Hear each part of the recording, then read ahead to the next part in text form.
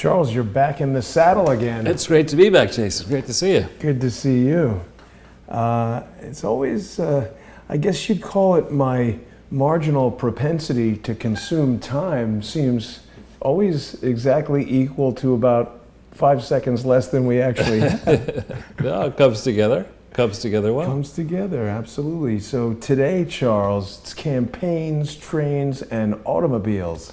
Yeah, it's really wonderful, and thanks for doing, for the art department's excellent and the sound department's excellent work once again. I think this is our 120th show, which averages, each show averages, I believe, more than 2 hours. So doing the math quickly for people who don't like to do math, that's 10 days nonstop, 24 hours a day, watching the body of evidence that we've assembled for the Republican House majority and now for the FBI and for the various states and federal governments around the world. We have, at our expense, put this together in the hopes that finally somebody will actually do something about it, and we can report that there are many, many governments, I'm told, by nationals of those governments, that there are many, many foreign governments who are eager to do something to expose, punish this massive, the largest ever charity fraud ever attempted.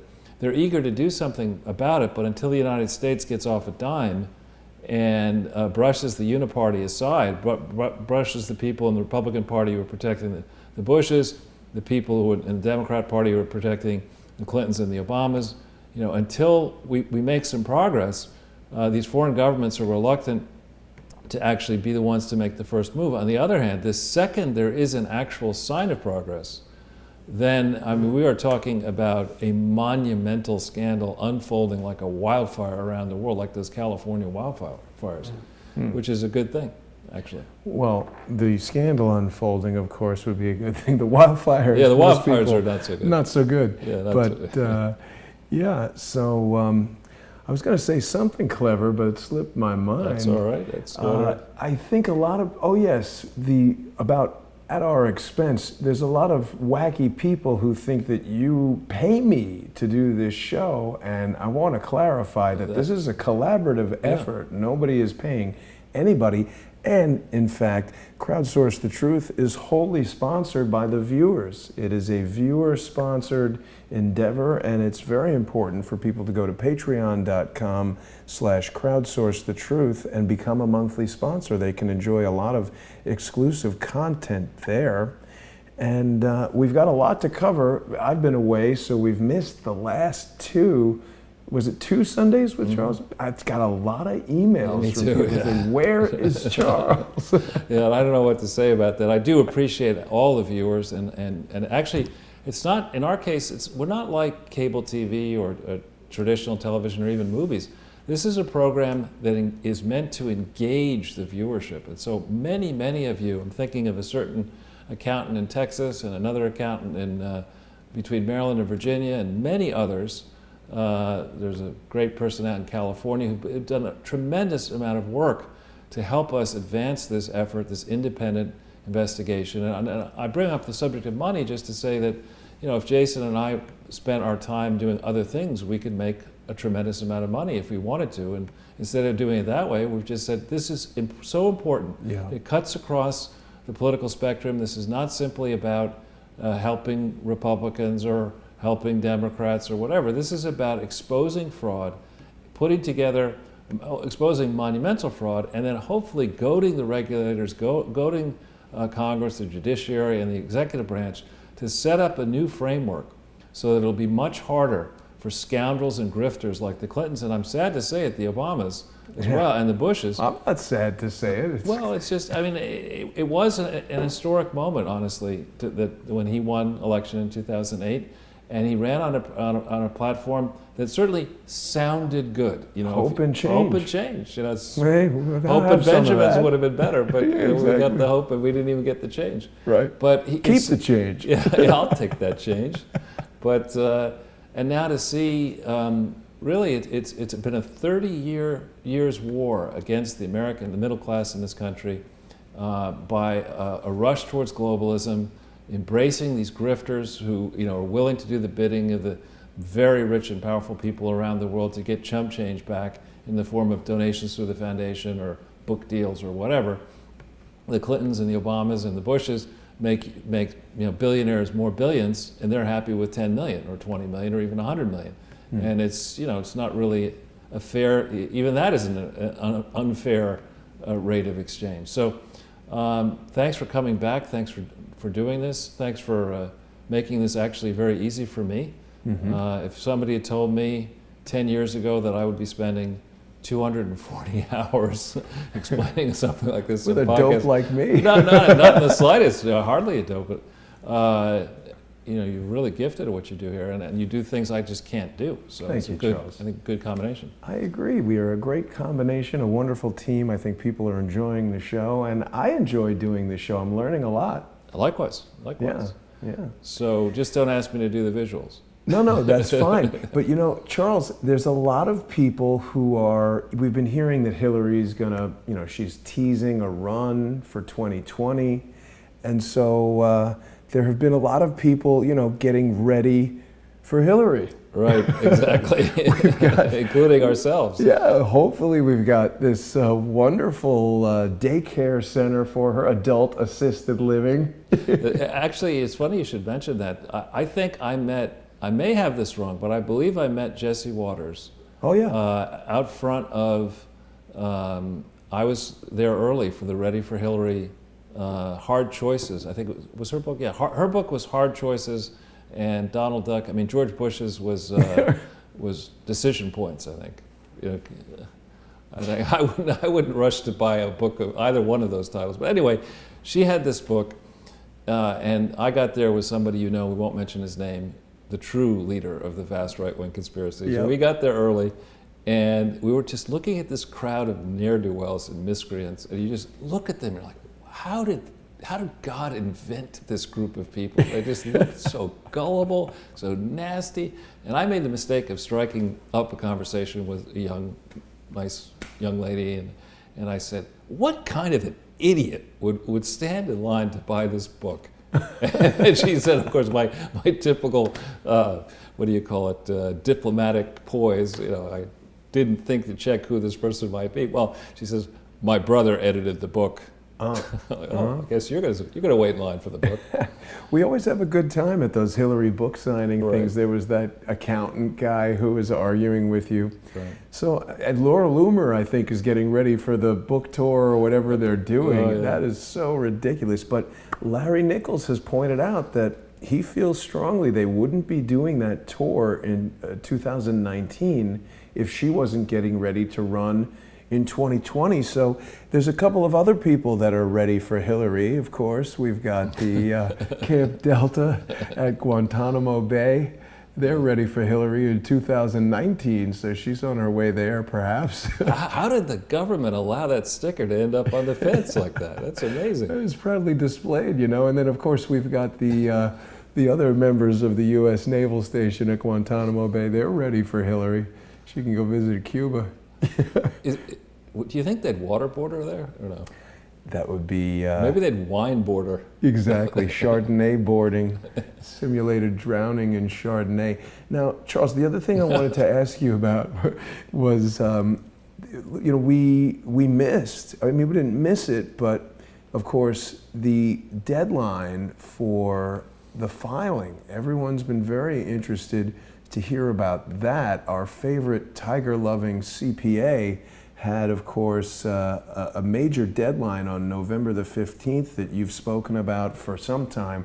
What was the outcome there? That's going to be the subject of quite a few slides here. We decided today, for the viewers' benefit, this is going to be a very high-level presentation from the standpoint that we're not going to really delve into the type of minutia that I could if I wanted to. Mm-hmm. We're instead going to try to make a high-level case as to why that guy, Truman, and BKD, and PwC, and Cohn-Resnick all need to do long-term planning that involves how to survive prison. Because exactly. This recent filing, it's one thing to do it in 2015 when Hillary still had a chance, and actually was indeed the prohibitive front runner in 2015 November. Everybody thought she'd get the nomination and win. It's one thing to flout the law and think that you can stop all the investigations by populating the IRS and the Justice Department with your people. Yeah. So I'll give them 2015 as, okay, maybe that's bravado. 16 after Trump won, to do the same thing, days after, you're going to do the same thing, and now for 17, you're going to do it yet again. So now you have 3 specific cases, and we're going to get into why Cohn-Resnick is really stupid. Yeah. But 3 specific cases.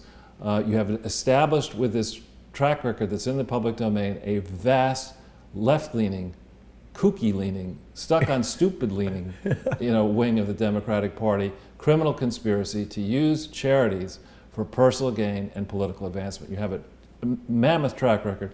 We're not going to go through, we don't have enough time to go through, I like Thanksgiving and I like to get things organized before we, cover all the many. You're preparing a bird for Thanksgiving. I am indeed, yes. Okay, I sharpened the knife. Right.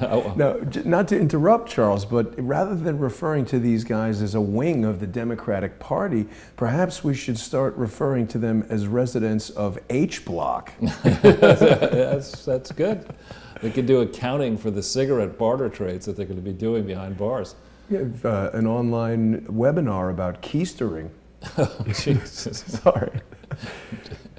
This is a family show, Jason. Sorry. Yes. Okay. Let me get everything in order here. So, Charles, as you said, this is our 120th episode. It's almost hard to believe. It's flown by. But of course, people who want to catch up on some of the shows they might not have seen, they can go to this handy playlist. And there are almost 72,000 subscribers to the main Crowdsource the Truth channel. So people who haven't caught the previous 119 episodes can go to this Sunday with Charles playlist. It's got all the Sunday with Charles episodes, as well as all the Charles Ortel is Closing In episodes. Lots of great images. I have been looking into making the screensaver. It's one of those things like sending a fax. It's surprisingly more complicated than you would think. I'll get right on it. Yeah, but we're going to have that pretty soon, and literally hundreds of hours of evidence and kind of stunning revelations of crime right here in this playlist.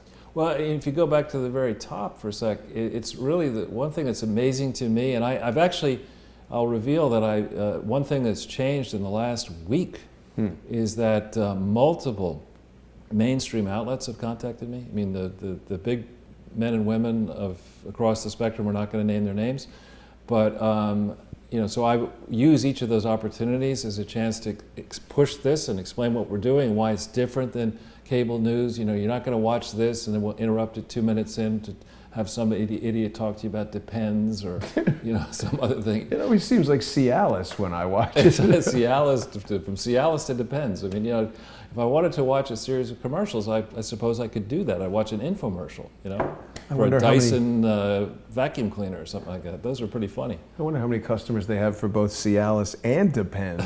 It's a sad group. Exactly. But I was going to say, if you go up to the upper left, you'll see a place I don't like to go generally. 13,696 views. This is just for the playlist. Right. This is not for the underlying videos. Right. So I think the view count for the videos is well into the 1.5 million probably for all. We can check that, I think. Yeah. Really? Yeah, for the playlist. But it's definitely getting a lot of traction, and absolutely there are a number of articles we're going to be going into today that it really does. I mean, closing in, it doesn't happen like that, Charles. You gotta exactly take your time. The Japanese phrase, I think, is nemawashi. You prepare the ground. Uh-huh. And really, that's what we did here. And thanks to the viewers for being so patient. We knew it was going to take the mainstream media a long time to try to catch up. So while they were off in the wilderness chasing the Russian collusion delusion, going over here and fawning over this Oscar and this ceremony or whatever. Worrying about Michael Avenatti Exactly. beating up his wife or whatever he's doing. And Stormy Daniels is now upset at Michael Avenatti. She's considering whether or not to drop him. I mean, oh, that's a shock. It's just, instead of obsessing about all that, we decided that we just put these things out there, and eventually, when the mainstream gets a chance to actually have somebody watch this, somebody who understands accounting and law and thinks about the largest unprosecuted scandal ever. Yeah, somebody who understands English. Right. Watch this. Exactly. They'll have this gigantic tutorial, and what they could do is, some soul searching and say, how come we didn't? I sat down with Maggie Haberman, just to pick on her a little bit, in December of, I think it was 2015, and I said, listen, Maggie, this is a scandal that people on the left and the right should really care about. And in particular, I think I explained to her, people who support Bernie should really care about this. Democrats should care about this because she's not going to win. Once people understand the full scope of what this Clinton family has been doing. And I think that's a fair characterization, Bill looks really happy about Hillary's arm on his shoulder, and that's probably art imitating life. And then Hillary's pontificating on her 10-point plan to get more Chardonnay. Exactly. I mean, it's just... Anyway, so we went to Maggie Haberman. I went to Maggie Haberman, and she was very polite, but she just was clearly, it's not in my bailiwick. I can't focus on it. She had one or two people she directed me to. They had no interest in it. Wow.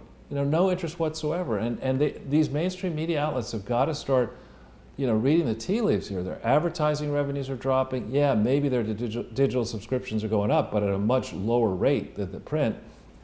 And people are basically stopping the regular reading of the New York Times, and they're certainly not watching Chicken Noodle News anymore, CNN. I mean, they're just not doing it. Yeah. And I joke about this, but I was on another broadcast, I forget with whom, and I mentioned that I think in the numbers, a show that I actually sort of enjoy watching when there's nothing else on, which is Alien Civilizations, or Ancient Aliens or whatever. Yeah. I mean, that show is, one person is weirder than the next, one sound effect is weirder than the next. Yeah. And that thing is regularly beating CNN, And CNN has a contract to blast that idiocy all over every airport in America. Well, but I think Ancient Aliens is way more factual than CNN. I agree. So with that, maybe we should go into the slides. We have a high-level thing, but I like to make the case, ladies and gentlemen, that what's really going on here, and sometimes you get to a place where you need to step back from the detail. What I believe has really been going on here is that the Clintons and the Obamas and elements in the Bush wing realized that Donald Trump was an existential threat if he actually won. And the second he did win, they couldn't believe it.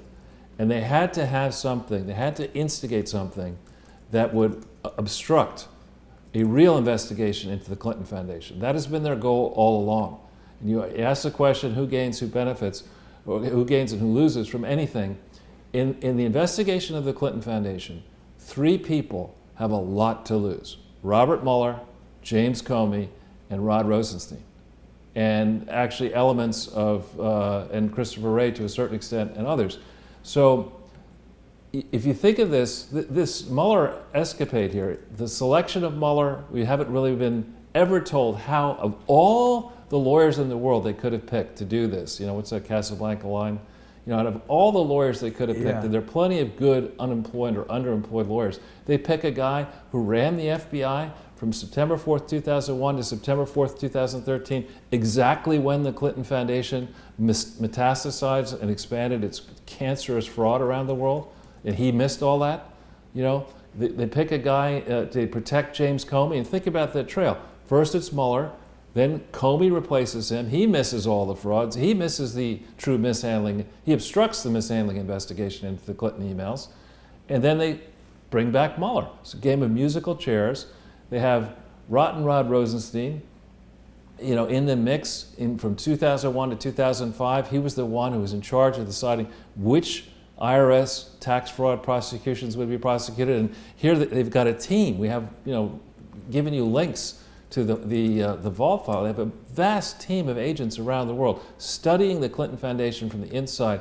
When they've decided to make it really hard for somebody like Rosenstein, who went to Wharton and got a summa cum laude graduate of Wharton, so he understands math in theory. The actual audits for the Clinton Foundation for 2001, 2, 3, and 4 all have the introductory phrase that says, you don't have to know any numbers, you just can read this. These financial statements are prepared using modified cash basis accounting, a technique that is not allowed in the United States of America. It's the best. Like, it's so good. Why don't I do a whole No bunch of- need to read anymore. That's right. This is, just I don't need to run a single number, and the books don't balance. But beyond that, everything's, it's How else great. did you like to play, Mrs. Lincoln? So I think the real thing that's been going on here, this Mueller thing, if you think about it, has been a way to intimidate people like Jerry Corsi, who, after all, wrote a book about the Clinton Foundation based in part off my research and the fraud, to intimidate anybody. They have the Paul Manafort example, they have now the Corsi example, and they're trying, this Mueller team is trying, I believe, to protect Barack Obama, to protect the Clintons, and protect the Bushes. Because when you pull off the scabs on this wounded, fortunately it's not a cadaver, but it's a nearly dead animal here, it implicates so many people. And so I thank John Solomon, and I thank the media gods that are out there for having the story come last night. We're going to provide a link to it in a minute, that suggests that the Republicans on December 5th, 2018, so in about 2 weeks, actually exactly 2 weeks from today, there are going to be hearings where Huber, the Attorney General in Utah, is going to be dragged in front of Congress to explain what the hell he's been doing since the investigations were reignited into the Clinton Foundation, specifically into the Clinton Foundation. So all Has of you he been doubters, doing anything as far as well, we know? if he hasn't been doing anything, he's going to have a rough period. Now, as a guess, the way this works, and I'm just guessing, I remind everybody I'm not a lawyer, I'm not an accountant, I'm not an engineer, and I don't even stay in a Quality Inn. But, but the point is that I understand the Attorney General of the United States has a certain amount of say, even though he's acting at this point, as to whether or not, if he didn't want Huber to testify before Congress, they could say, no, we're in the middle of an investigation, it's sensitive, and I can't say anything. So we're either going to find out that Sessions and Huber were doing absolutely nothing, which would be outrageous. It seems likely, though. Well, I hope it's not likely. It's a probability. Either we're going to find out that they did nothing, and then there are going to be a lot of questions raised about, well, all sorts of information was provided to these people. They didn't have to do a lot of work. How come they did nothing? Or we're going to find out that they are doing stuff, and a hopeful case would be that even indictments would be handed down before the 5th. Matthew Whitaker is certainly the baddest ass Attorney General, at least since Janet Reno. He was a football star. He was at the University, I think, of Iowa. He doesn't look like a guy you'd want to cross. No, I don't think so. But Shifty Adam Schiff wants to cross him. Yeah. Trump is just so pushing the envelope with the names. But I want to just mention that this is a time, and obviously Thanksgiving really is a time when we here in America should celebrate all that we have going for us. Even though the country presently is divided, we have so much going on. The poor people among us are actually, on world scale, doing very well, physically and even emotionally, compared to the suffering that you see throughout the world and so much of the world. So this really is a time to put politics aside and gather with your friends and family and celebrate life and the privilege of being on this planet and breathing. Yeah. That said, very often in my experience, Thanksgiving quickly descends into, let's argue about politics, and so, or something. And I have a feeling that this presentation and the subject matter of this presentation is going to be discussed at kitchen table, dining table, at kitchen table, and sofas around the country now for a series of days until December 5th. People are going to wonder, who are these whistleblowers who might be coming forward in Congress, and how many of them are there? Are there insiders at the Clinton Foundation who are going to start singing? There's going to be a lot of tension building up here, and the Trump team is masterful at whipping up enthusiasm in the general public. I have not coordinated what we're doing with a single person inside the Trump administration. I do not know any appointed person in the Trump administration. So they're doing what they're doing on their own, and we're just trying to serve this stuff up and help them. Charles, will we be finally able to answer the age-old question, where is Eric Braverman? I would hope so. I don't know. We don't know. We legitimately don't know. Well, I heard through a cutout, I should say, and I'm not going to discuss exactly how this was done, but I heard through a cutout who arranged to contact Braverman. Really? And several actually arranged to contact Braverman, and the message basically got back a while ago that he would talk eventually, but he as long wasn't. as I'm not there. Well, he would talk. No, nothing. Not for us. He would talk to the government, but he wasn't going to screw up the 2015-16 election. Is the message I got back. Because the message was sent to him. Listen, he knows that's over, right? I guess. Yeah. I mean, the message was sent, dude. You're a Yale graduate, Yale Law School graduate. You're teaching ethics and business and this and that, and you're on the track to being a professor. You cannot discredit Yale and yourself by remaining mum and pretending that this thing is not the massive problem that is, because it's going to come out. Yeah. And eventually people are going to say, listen, Braverman, you were the CEO. You got to get on the right side of it. Well, yeah, I mean, you were the CEO. You got to have a profile of courage here. Why'd you take the job? Why were you frustrated? I believe I understand why he was frustrated, and we'll get into that in a second. But so this is a nice moment, and thank you to John Solomon and the team at the Hill and elsewhere, and the team in media that has been listening finally to the stories that we've been trying to tell now, these 119 previous episodes and countless interviews that I've done around the world. So it's a good moment. And with that, we'll just quickly remind everybody of the disclaimer, and your subscriber base is growing again by leaps and bounds, I think. Yeah, we had some really good videos from John B. Wells' Operation Classified. We did a whistleblower roundtable, and I've been speaking with the Moriartys, who, if you haven't had a chance to see that interview, I think you would find it very interesting. They have a ton of information on the ground in Libya, just prior to the attack on the CIA compound in Benghazi, and General Michael Flynn has said they have provided the best intelligence of anybody on Libya. That's reassuring. Well, I mean, it's great that they're doing it. I'm just saying, we sit here, if one thing comes out of this beyond reforming the not-for-profit world, we have got to gain control as citizens in this country of these security services. There are too many of them. They're running roughshod around the world. They're not necessarily advancing the interests of we the people. In fact, and indeed, they may be complicating America's interests around the world and lowering our standards around the world. And there needs to be no enterprise as vast as these must be should be allowed to operate without any effective regulation. And that's a story that you can go back to the birth of the CIA and the birth of these security services. They're out of control. That's absolutely correct, and there are some truly stunning revelations that came out in this interview with James and Joanne Moriarty. I think it will shock people to know the things that were done in Libya in the name of the American people. And of course, Ms. Clinton was... She laughed about it. She laughed about it. She what did she say after Gaddafi died? We came, we saw, he died. Yeah, and she laughed about it. I mean, that's just the mindset of somebody who would think that way. And mind you, Gaddafi was, my understanding from public sources, he was cooperating. Not only that, he was loved by the people of Libya. He provided free health care. He provided cash gifts to married couples. They had, I think, the second or third highest infant survival rate in the world. There were a lot of things about Libya. This interview with James and Joanne Moriarty is something that everyone really needs to watch, because they'll be truly shocked by what went on in Libya. It's not only disgraceful that Hillary Clinton was laughing about the death of Gaddafi, the symbolic,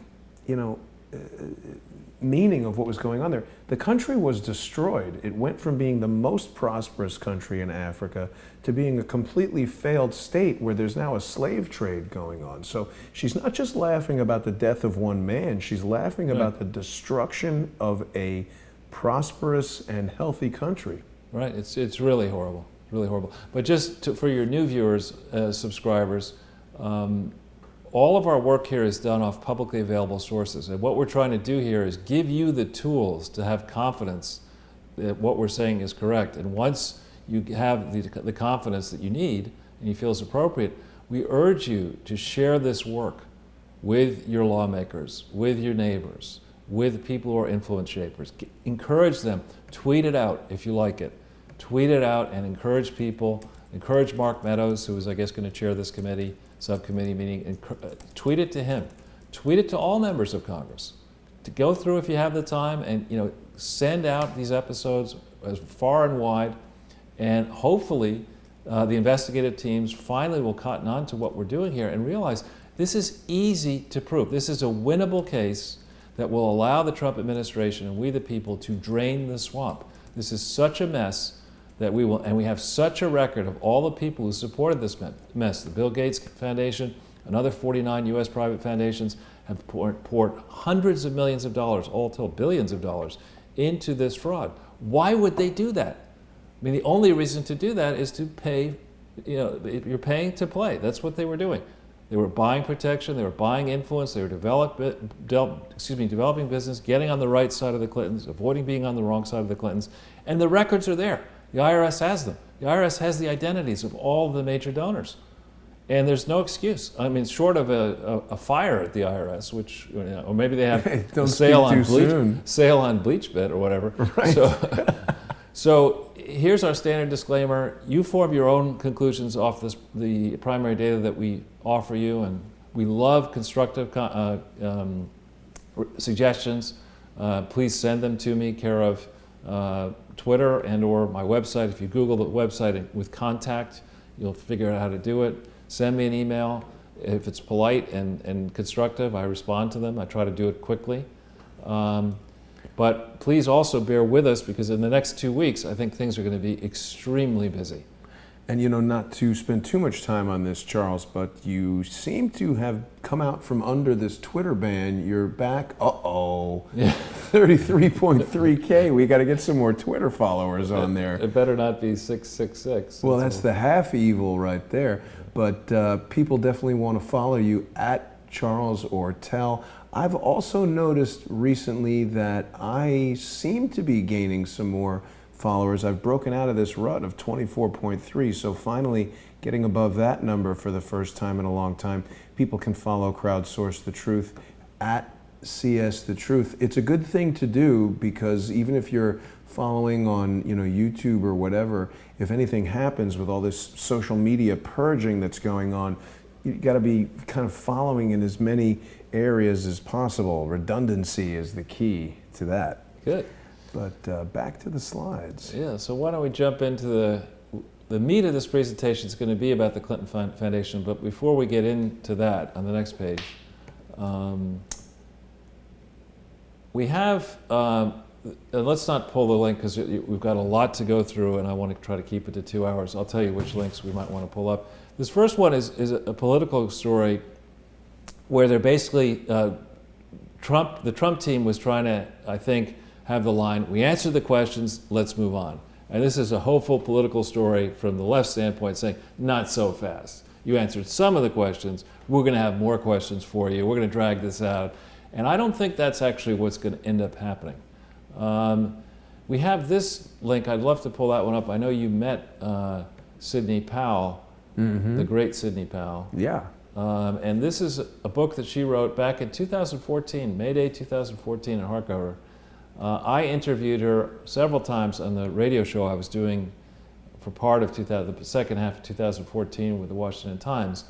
And this is an excellent book by somebody who's really a straight and arrow, who was working in the Department of Justice and working against lawyers in the Department of Justice in certain cases, and discovered that the Department of Justice has got some fearsome problems. It's not as simple as saying this is Democrats out to get Republicans. They're dirty people with both political stripes, willing to use the awesome power that the federal government's Department of Justice has to try to intimidate people who may in fact not be guilty into copping a plea to escape the wrath, escape the financial hardships that come when the Justice Department runs riot. And for all the people who are now complaining about Matthew Whitaker, and I love Shifty Adam Schiff and others say, well, he wasn't said and confirmed. He wasn't said and confirmed. Well, was Mueller on this matter? No, he wasn't. But the point is, what's the rule? Do these positions require a Senate confirmation, or do they not? It's a debatable proposition. In the case of Whitaker, there is, I think, the Vacancies Act specifically allows a president to deal with this issue. Then there's a question, lawyers will argue, well, is the Vacancies Act constitutional? I don't know that there's been a challenge to that, and you go down that rabbit hole. But the answer to that question, is it may be a Supreme Court issue, it may not be a Supreme Court issue, but you need an attorney general. In the meanwhile, we need an attorney general. But the case on Mueller, though, is the way Mueller sits now, he is not basically being reviewed. By anybody. By anybody. And he's doing what people in the absolute power corrupts absolutely. He's just going off on a tear, and nobody seems to be able to bring him to heel. And the issue that they try on with Trump is the president can't do it because he's a target of the investigation potentially, or a subject of the investigation. So we've created, somebody who is for the moment above the law. And that very person, I think, is implicated, will be implicated, ideally should be prosecuted, convicted, and incarcerated for his role covering up not simply the Clinton Foundation messes, and there are many of them, but Uranium One, public corruption, 9/11, on and on. I mean, there's a guy who what didn't he botch in the 12 celebrated years where he was head of the FBI from 2001 to 2013. He's an arch criminal. And we've had, Charles, many legal experts, including Sidney Powell, tell us that really Mueller has exceeded the mandate of the special counsel. Sidney participated in a Patriots Roundtable, which was another great interview that people can watch. But Larry Klayman has said that Mueller, it's a pretty simple matter. Adam Schiff just likes complaining about everything. Right, exactly. Should go back to his constituency. And this notion here, this is hysterical. If we pull up this AP News link,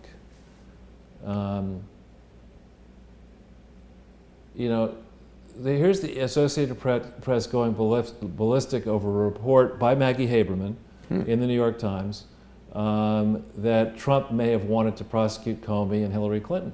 Well, you're the President of the United States. The Attorney General does, in fact, work for you.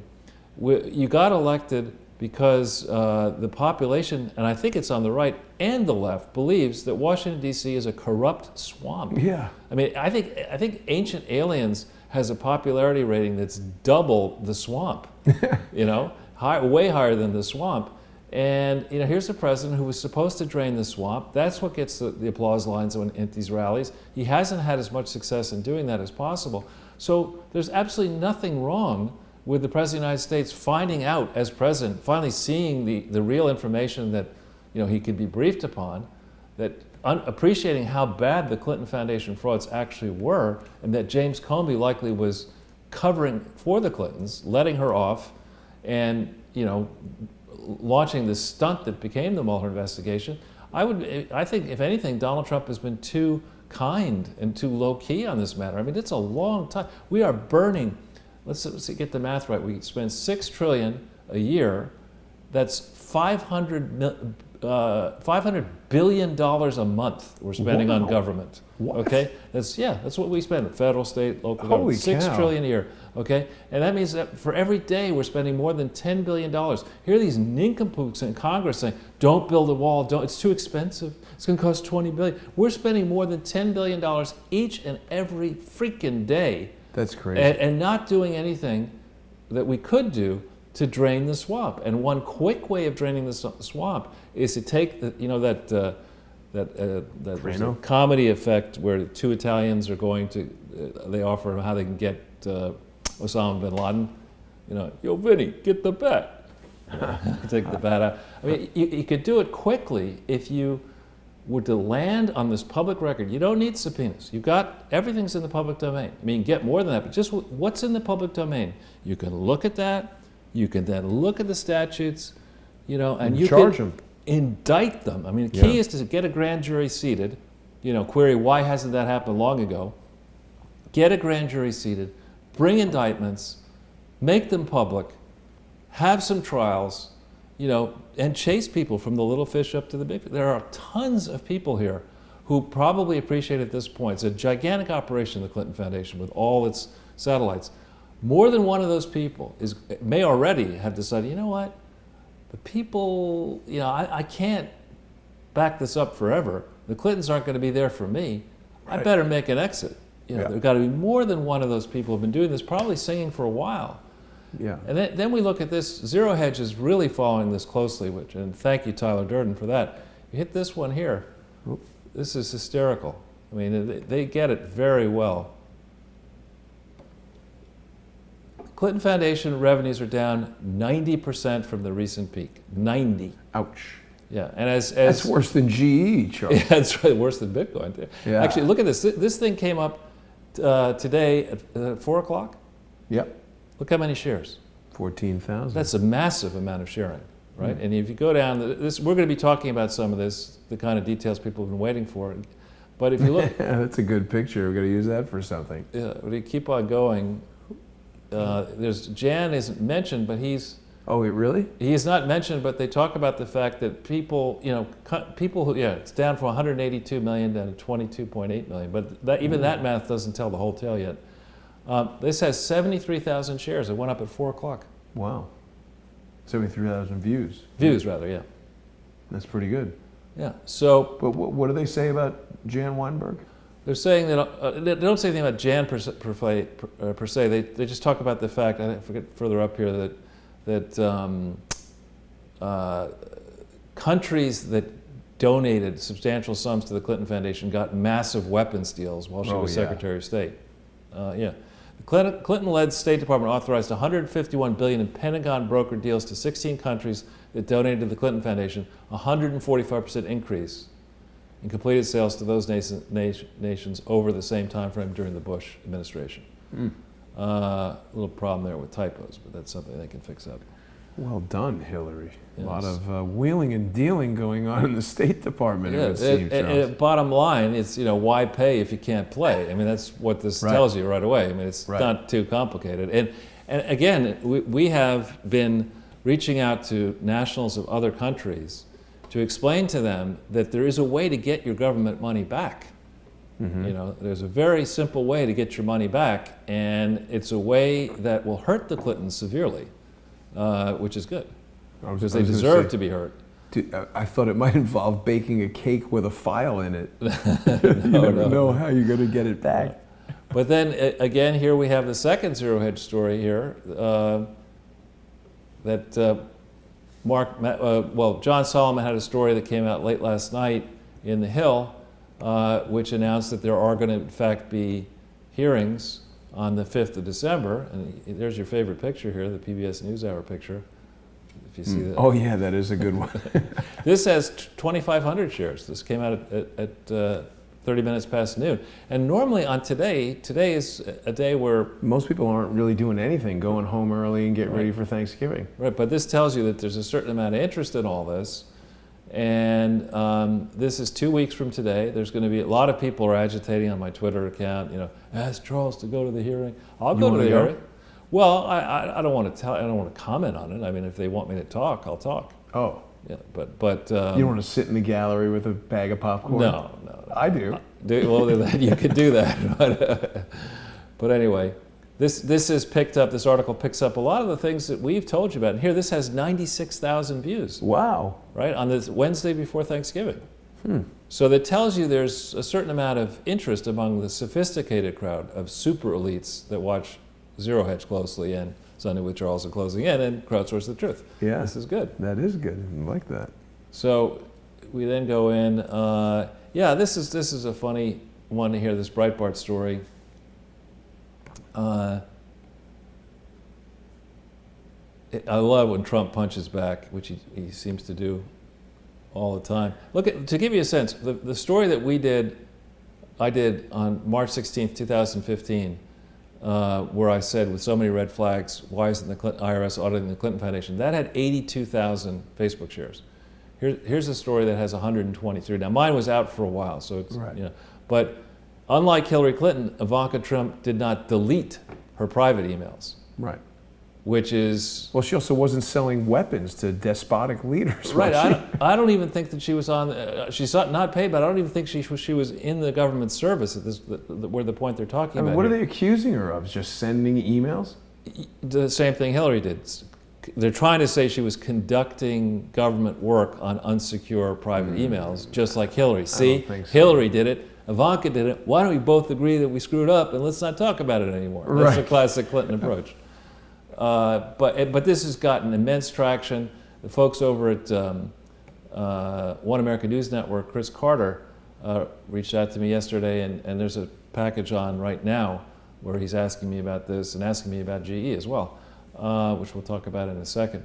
But this is so very different. Hillary broke with precedent, defied all kinds of laws. We don't know how many emails she actually sent out with specificity. Of the ones she turned over, of the 30,000 odd emails she deigned to give back, stolen property she stole from the American people, and had at a time when she was trying to raise money. She had all these valuable contact details to governments, to rich people, et cetera. She's husbanding them, she's screening them, she's using them probably to build her campaign for 2016 that flopped spectacularly. But it's very different than whatever Ivanka may have done. And let's find out if Ivanka did something wrong. She needs to be punished, but I don't think she did. So speaking of GE, again, if we hit the zero hedge thing,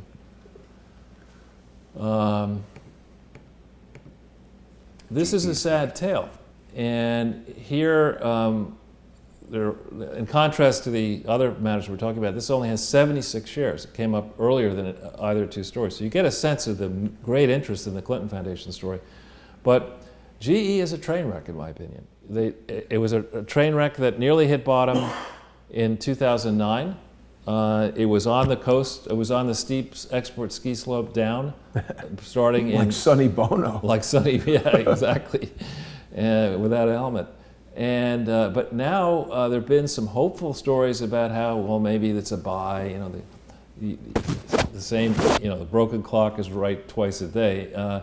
This is, in my view, a tale that is going to have an ugly ending, and it can only be a teachable moment if we take the effort to understand what really happened. How did a once great company like GE, how did it end up in this place?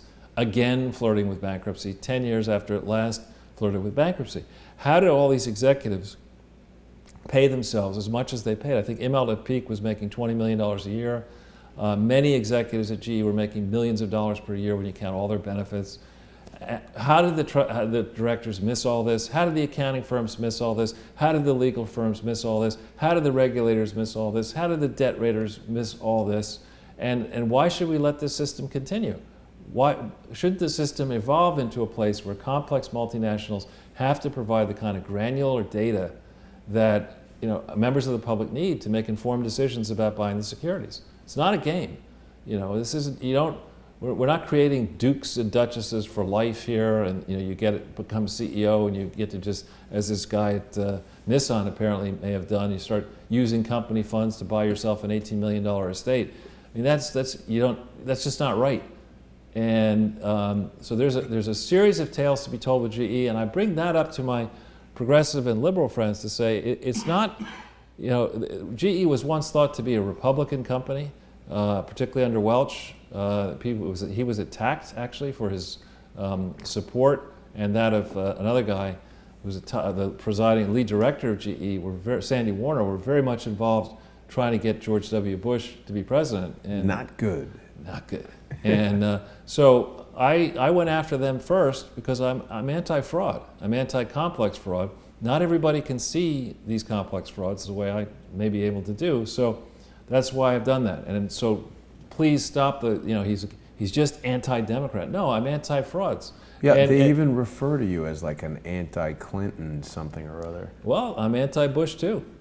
No, I know, it's inaccurate there, So let's not give the Daily Beast any more airtime, but he's making noise, Adam Schiff, that he's going to hire money laundering experts. And I thought he's already got those guys working for him. Probably, yeah. They're all conflicted, right? Yeah.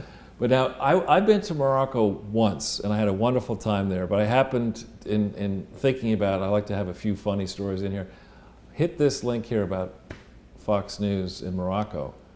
I mean, think about how mad this woman must have been. Ooh. Not only did she butcher him, Not only did she cook his remains, but she then held a feast and served up his remains, it says here, to a bunch of Pakistani workers in a dish called a makbuz, if that's I mean, think about the mind of this woman. These people are eating human. Right, I know, exactly. That's not good to the Pakistani workers. It's not good. I mean, it's That's no not part good of this all around. No part of this story is good. And you know, I don't mean to offend Moroccans. I love Morocco. Actually, I've been all over North Africa and the Middle East, and Morocco is a country that has considerable potential. But boy, oh boy, this is a nasty woman. Did anybody review the restaurant? Probably Chelsea Clinton's team from the Clinton Global Initiative. Looks like chicken. Let's go somewhere else. Sorry I brought it up. I brought this up, so That's pretty sorry good, about Charles. that.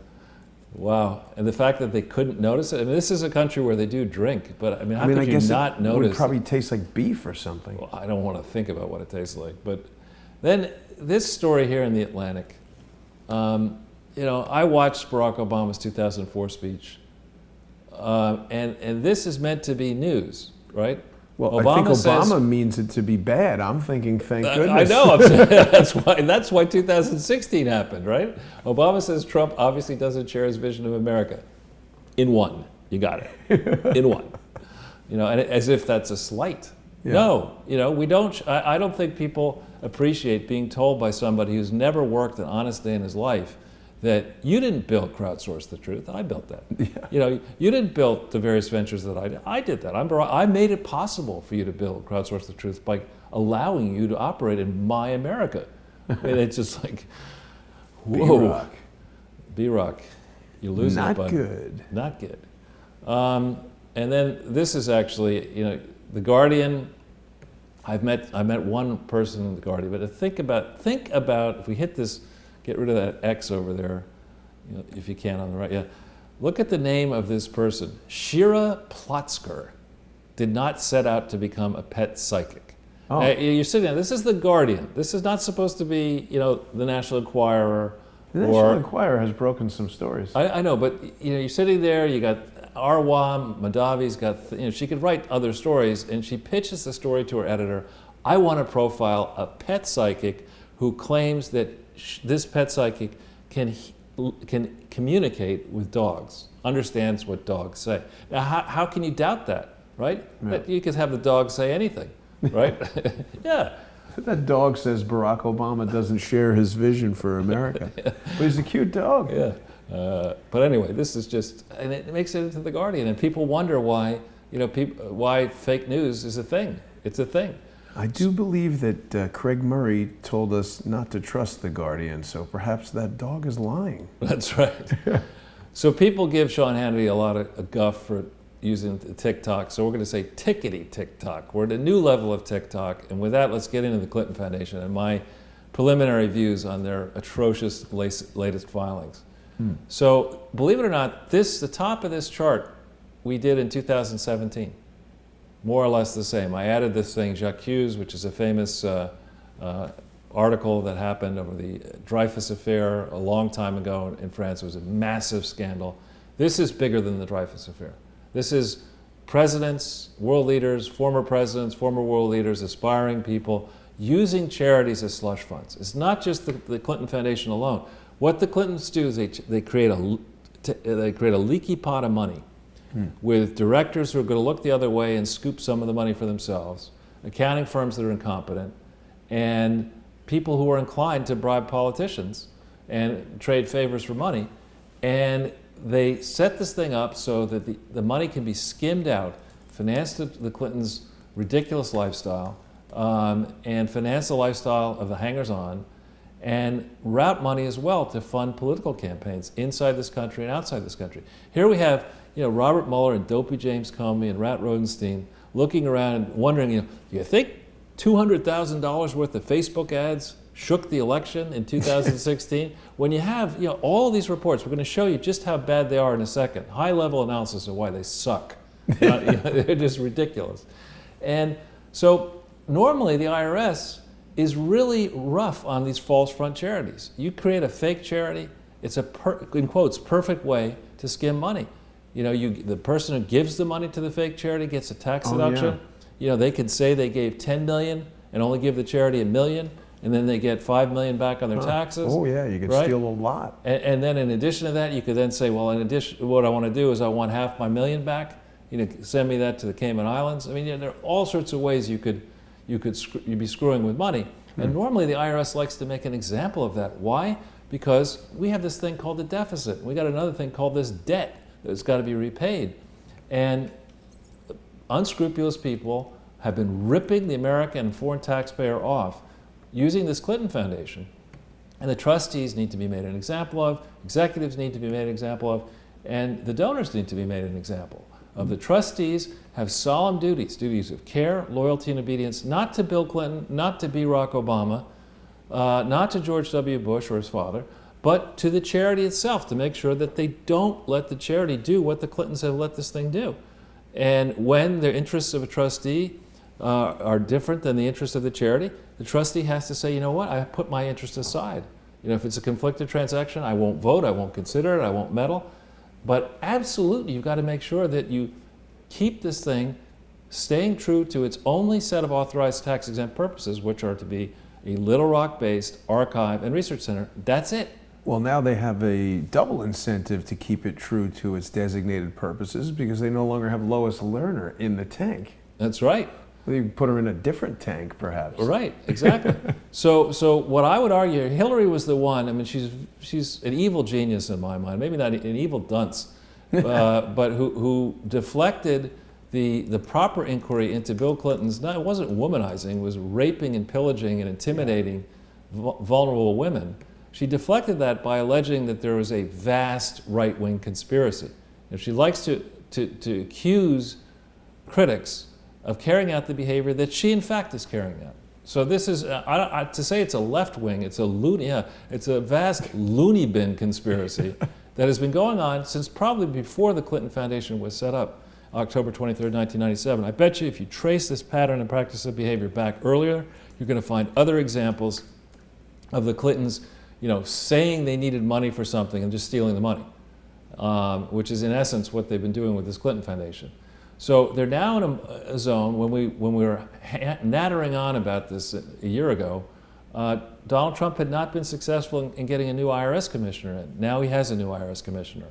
Now he has Matthew Whitaker. Now he has U.S. attorneys, and now he has 120 two-hour videos. That's right. To save the people who might be studying this a lot of time. Check our work. If it's wrong, let me know, and I'll make adjustments as appropriate. I think on substance, it's right. Could there be typos? Yes. Could there be punctuation errors? Of course. But on substance, nobody has come forward and said, you know what, this is actually a perfect charity. You're an idiot. I mean, nobody has done that yet. So, but didn't Ira Magaziner say that or something? I don't know if Ira Magaziner. No, I know who you mean. You're talking about dopey Andrew Kessel. Says, right. I don't understand consolidation. Yeah. I'm the idiot. Yeah. Yeah, right. So we're gonna take you through a timeline, remind you another slide that we did, that I believe, and I think Jason, you share this belief, that the Clintons, during the 2008 campaign, after it was clear Hillary wasn't going to be the nominee, they co-opted the Obamas, having previously co-opted the Bushes when Bill was president and had access to all the incriminating evidence he needed. But didn't the Bushes co-opt the Clintons by getting them involved in Mena, Arkansas, and kind of showing him the way to be a super criminal? I mean, the scale of what the Clintons have done so exceeds what they were good at it. Bill was the apprentice who now has exceeded the master. Well, yeah, I think, people talk, and I'm sure there are many wonderful people in Arkansas, but sadly in finance, Arkansas has become a bit of a joke. Stevens? Well, I don't want to attack Stevens per se, but to say that the regulatory apparatus in Arkansas is very weak. And there's a culture of sloppiness and weakness that needs to be changed. Because particularly as we go through these tough times in the markets where interest rates rise and you see in the tech sector values are plummeting, GE is plummeting. People don't care about money when the living's easy and interest rates are low and there's money flashing around. But when your bankers are calling you and your credit cards are being cut in half and you need to come up with cash quickly, suddenly whether you have a lawful operating environment or not matters a great deal. And Arkansas is about to find out that if they want to obstruct this process of getting to the bottom in the Clinton Foundation, then the pain will be much harsher for them than it might be if they want to get on the bandwagon here and force the Clinton Foundation to operate within Arkansas law and for that matter, all federal, state, and foreign laws. They don't want to do that. Well, so if we go to the next page. Okay, this again, this is something we wrote a year ago. Alia jacta est means the die is cast. And it was cast then. And I don't feel in the slightest bit sorry for these Clintons, because I warned them. I said, look, the only way out of this, if to minimum pain, is to go back to ground zero, file your damn tax return for 1997, get your audits redone properly, figure out, what you really did generate by way of donations and expenses, redo this ridiculous calculation you did in 2006, where you laundered, by my calculation, more than $60 million by saying that money that actually was generated in theory by this Clinton Foundation, instead of that cash being on the books, you turned that cash into the cost of the Clinton Foundation complex, which is an invented cost, $64 million. It's just out of thin air they made it. But, I mean, you say it would be easy, but don't they then have to give that money back? Well, it's a lot easier than what's going to happen to them now. So now people were saying, why don't you try civil suits? Why don't you try this? Why don't you try that? You get a criminal suit going here. Yeah. You get these people convicted, as we see the penalties. We see Corinne Brown's in prison for 5 years for less than $1 million. Steve Stockman's going to federal prison. 10 years. 10 years. For trying to expose Lois Lerner. Well, but really also for charity fraud. Did he do it, though? Yeah, I think he probably did. How do we know? Oh, I'm just based on what I've seen so far. Sidney Powell says he didn't. Really? Yeah. Well, okay. We'll see. We got to look at the evidence. Well, we'll look at that. She said it's a political prosecution. Well, then we'll look at it more closely. Maybe we'll have her on to just to check that. That would be great. Certainly, Corinne Brown is in prison fairly, I think. And so here you have a case. You're sitting there, you're Donald Trump, you're running $1 trillion federal deficit. You've got $22 trillion of federal debt. And you've got rich people like Bill Gates and Warren Buffett and others, and endowed institutions who have caused this fraud to flourish. They funded this fraud knowingly, thinking that they would get on the right side of Hillary Clinton when she became president, in my view. And these foundations have about $5 trillion in them. Not many of them are pristine, but enough of them are not pristine that they stand available to pay massive penalties. And once they suffer damage as a result of the criminal behavior of the Clintons, then those charities can turn around and sue the trustees of the Clinton Foundation and the Clintons. So you can have, instead of it just being Jason and Charles trying to save the world here, you're going to have a whole bunch of really angry people. Rich people. Rich, very, very rich, powerful people who are going to look at this and they're going to be forced into a position of saying, we have no option. We have to go after you. And relentless. It's like that. There was a story about somebody who was training for a marathon recently, and she was jogging next to some canal, and I forget where, and she got stung by 550 bees. What? That would hurt. That's nothing compared to what will happen here. You're going to have governments, you're going to have foundations, you're going to have corporations, you're going to have individuals all saying, this is fraud. And who controlled this fraud? The Clinton family. That was such a non sequitur bee story. Not even drinking. So if we go to the next page. All right. So this is something that we have a story here that we don't need to hit this story, the political story, that there has been an IRS, an FBI and an IRS investigation since 2016. Still ongoing, right? So let's think about 18 U.S.C. 1505, Congressman Meadows, obstruction of proceedings before departments. Now, as you think about, as we pull this Cornell thing up, Congressman Meadows, has Rod Rosenstein cooperated with you, would you say, in your attempt to hold a proceeding inquiring as to what Mr. Rosenstein may have been doing? I don't think he's been cooperating. You have to, I think, click somewhere. Yeah. Right, there we go. All right. Whoever corruptly or by threats or force or by any threatening letter or communication influences, obstructs, or impedes, or endeavors to influence, obstruct, or impede the due and proper administration of the law under which any pending proceeding is being had before any department or agency of the United States, shall be fined under this title, imprisoned not more than 5 years, or if the offense involves international or domestic terrorism, imprisoned not more than 8 years, or both. Okay? Now, in the case of the Clinton Foundation, this is in the minutia, but there are allegations in the press that monies that were sent towards the Clinton Foundation instead went through the Clinton Foundation and somehow ended up financing Hezbollah. Whoa. Now, that's what happens when you have lax controls. If you've got, crooked governments, crooked government officials who want to figure out a way to, do something that the U.S. government can't really do, well, you use a leaky foundation like this that no one's really checking, and you can engage in that type of behavior.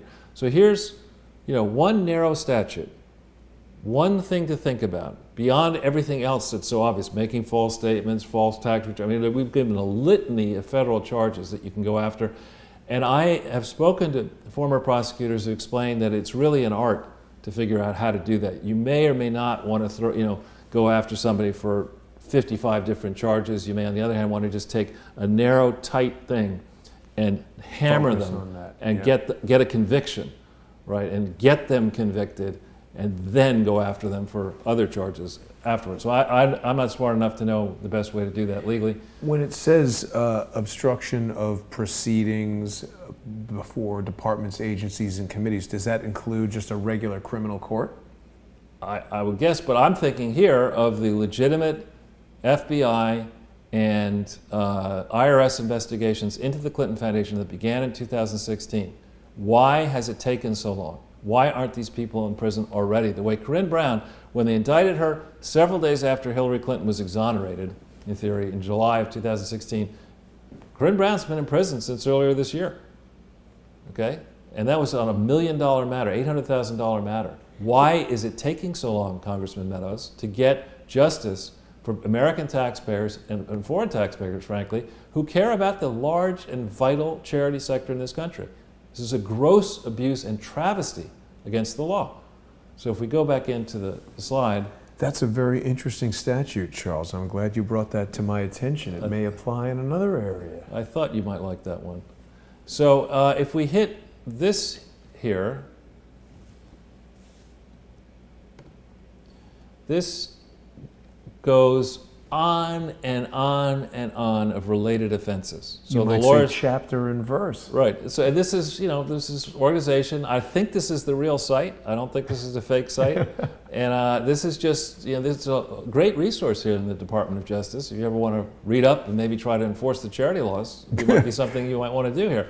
But we go working for it ought to read this. Yeah, why not? You can stop the porn and you can maybe read your own website. But you go through this, and there's just quite a few statutes I see as being statutes that would excite my potential interest in at least studying how I might want to try to get an indictment and then win a prosecution, secure a conviction, and incarcerate the bastards. And I won't use the other phrase, the other gender type or whatever. This is rich with potential, and I would encourage the lawyers among us to read this carefully. So we go back to the slide. So we have the three amigos. We have first Robert Mueller and James Comey. Okay, now between 2001 and 2005, they missed obvious Clinton Foundation frauds and public corruption. And here, we don't need to hit this link. We've shown it to you before, but Congressman Meadows, you may not have looked at it.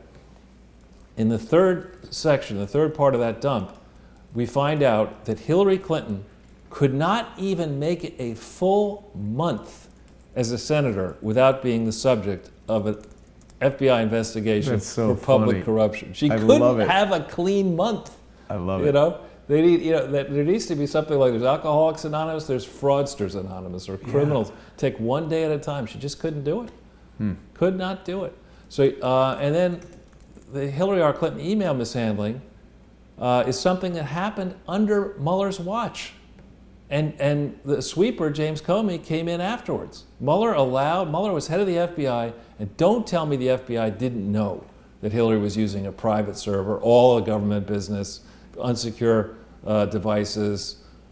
Just don't tell me that Robert Mueller didn't know that. He had to know that. His people had to know that, yet they allowed it. Now, did they allow it because Barack Obama had a similar system? And maybe Mueller had such a system, or others had such a system?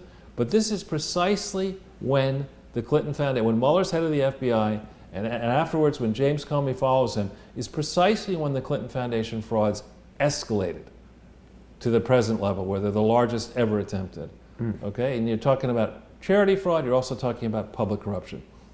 Rod Rosenstein and these people alone, and I think conspired together to obstruct the process of revealing to the American public how endemic this corruption was, how widespread it was.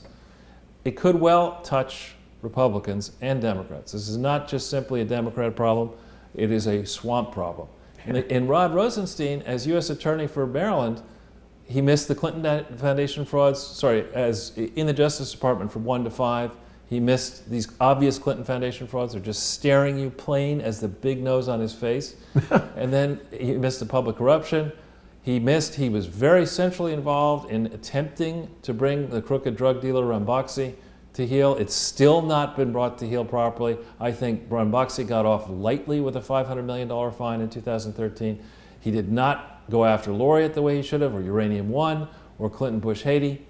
And so these three people, Comey, Mueller, best friends, professional allies, and Rod Rosenstein, these are the very people who have, Comey less so, but they have the leverage against Donald Trump with this Russian collusion delusion thing, because Mueller is special counsel. So I don't see why it's difficult to make the case that Robert Mueller is in fact obstructing justice by potentially obstructing the swift and comprehensive investigation to these massive Clinton Foundation frauds. So if we go to the next page. Now, remember, we will rush through this because many of you have seen this before, but here, for the investigators on Meadows' staff, here are dates, precise dates, between the 5th of June 2008 and the 21st of January 2009. I believe, and I think Jason shares my belief, that Barack Obama's people and Hillary Clinton's people conspired to obstruct the American public from understanding the depths of problems, the massive problems that the Clinton Foundation had. They got Hillary Clinton appointed to be Secretary of State under false pretenses. They jobbed the Senate. These are two senators, Hillary and Barack Obama. They jobbed their 98 colleagues by putting forth a candidacy that should never have happened. The Clinton Foundation should have been shut down in 2008, if not before then. But they covered up that mess. They lied to the American public. They lied to the Senate. And there is a record here that Mark Meadows and the FBI and others can go through. Who knew what when? How did this truly come together? How did Hillary Clinton get selected to be Secretary of State? Who did the diligence on Hillary Clinton? How closely did they check in this? Who allowed this ridiculous approach of 100% of the Secretary of State's email traffic to go over this insecure system at a time when they decided, just to be doubly certain that nobody catches us, what we'll do is we'll make sure there's no Inspector General over state once Hillary comes in. So Kevin in the comments is telling us that the 2008 Bilderberg meeting was in Washington, D.C., June 5th to 8th. Right. That's good, Kevin. Thank you. Yeah, thanks for reminding. Yeah, so there's a long trail of woe here, and whoa, and these media marionettes who preen before their adoring audiences, manufacturing fake news story after. Here's some real news. Here's mammoth corruption, with a record that you don't need subpoenas to find. When are we going to see a story in the New York Times about Clinton Foundation fraud? We're not going to get it out of Maggie Haberman or fake Yapper at CNN. So this is an alternative approach. By the crowd sharing this around, I think members of the crowd could take credit for raising the temperature level using non-traditional means, getting people to share this view, turning a thing into a real thing here. And so thank you very much for your support. So let's go to the next. Okay, so this is a bit this isn't actually minutia, believe it or not. I know Jason's looking at it, go, ay, ay, ay. But to make it simple for the crowd, I'm a reddist, meaning anything that's red is bad, okay? Red China, bad. But anything on here that's red is a bad situation, okay? And I actually was nice in certain cases. I could have made all these numbers, everything red. But when we think about the Clinton Foundation, this is just the U.S. portions, U.S. entities only, the key U.S. entities that I find that you can tie into the Clinton Foundation. There are others that we could talk about. But just to quickly go through it, the entity that financed over half of the Clinton Foundation in 1998 was this 1997 Presidential Inaugural Committee, the records of which have disappeared. Oh. We can't get them. So we don't know how big. Trick. Yeah, we don't know. And we're supposed to, members of the public are absolutely supposed to have these records. How is the federal employer identification number unclear? We don't know. We just don't know what it is. So it's not even really a company. Well, it's supposed to be an entity. And the records are just missing. And I asked for them and I was turned down. So, I mean, Mark Meadows, maybe you have more SWAT than I do, but how much money was taken in this 1997 Presidential Inaugural Committee, and what happened to the leftover money? I don't think that the leftover money was only $2.3 million, which is what went into the Clinton Foundation out of $3,050,000 in 1998. I think there was a lot more money in this Presidential Inaugural Committee, and I think in the first trick up their sleeve, the Clinton Foundation and Bill Clinton, who was desperate, and the Clintons were desperate to have money to pay off lawyers to stop the Paula Jones and Monica Lewinsky revelations from becoming public in 1997, I think that thing was used as a slush fund. Where's the money? What? Where's the money, Lebowski? Exactly. So even before they set up what was first called the William J. Clinton Presidential Foundation on October 23, 1997, using this employer identification number, even before they did that, they were, I believe, committing fraud. So they set this thing up. I think, lawyers tell me, and I agree, it's set up improperly. You have to have 3 trustees come together. They didn't do that right. They didn't disclose the conflicts of who? Of David Pryor and Ann Jordan, and ultimately of Terry McAuliffe, who Terry and Ann co-chaired this 1997 Presidential Inaugural Committee, which funneled some money into the Clinton Foundation, didn't disclose those relationships. And David Pryor led the second Clinton Legal Expense Trust, which did in fact file, believe it or not, in Maryland, and we have communication back and forth with the authorities in Maryland, as a charity, when it certainly wasn't a charity. They actually filed a fake 990 in Maryland. We can't get a copy of it. Terry McAuliffe is very enthusiastic about it. Yeah. Yeah. Gitmo. He should be thinking. He is a sinister guy. He's been around doing all kinds of stuff for a long time. Right. So there's that. This Clinton Legal Expense Trust, the issue there is that David Pryor was centrally involved raising money for an entity while he was the treasurer of the Clinton Foundation without disclosing these relations. This is a political, personal, I would argue, enterprise. It has nothing to do with charity. And he didn't disclose those conflicts to the IRS or anybody, to any state regulator, about the twin relationship of those two things, and also the personal inurement that Bill Clinton and Hillary were getting. American India Foundation, Bill, leaves the White House in disgrace on the 20th of January, and he waits he waits 6 days to get involved with this crooked American India Foundation, which is a disgrace that its paperwork is deeply flawed. He raises money. He's very much involved in New York and around the world. Raising money before March 6, 2001, when there was a legal entity created in Delaware, they file a materially false and misleading application for federal tax exemption on the 20th of June 2001, and they quickly are granted such a determination letter for that thing, featuring Bill Clinton. So Bill says, I'm going to get involved with disaster relief for the poor people of a small town in Gujarat, India, which is India's poor, but this is a desperately poor part where there was an earthquake, and none of the paperwork for this entity are correct. Same idea as the Clinton Foundation. Follow the leader. They learned how to do this international fraud, starting with who? Rajat Gupta, who subsequently went to prison for insider trading was with Bill a central feature in this American India Foundation, as were a series of other felons. Alana Goodman has written about it. And he then, 3 days after getting involved with this thing, he gets involved with the International AIDS Trust, something he doesn't declare on any of his forms. On the 29th of January, they create an entity in Georgia. It's unclear when they may have filed for federal tax exemption, but they hold this thing out as being a charity.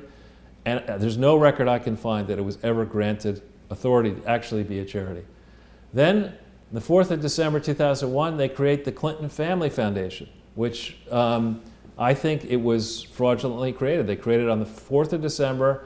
It's unclear when they filed to get their tax exemption, but on forms filed in I think, New York and elsewhere, it says that they got tax exemption retroactively to the 4th of December 2001 in March of 2002. The issue here, when this is a private foundation, this is the Clinton family, their money, giving things to charity. Well, when you give money in a private foundation to a public charity that is deeply flawed as the Bill, Hillary, and Chelsea Clinton Foundation, you can't say you have no connection to it when you control both of them. Right, you can't do that, but that's what the public record did. Then here, the Clinton Foundation HIV/AIDS Initiative, they create that illegally, March 24th, 2004. And I believe the IRS, even Lois Lerner's department, the IRS, it would not shock me that they were turned down, because this was so far outside their authority and their records were so bad.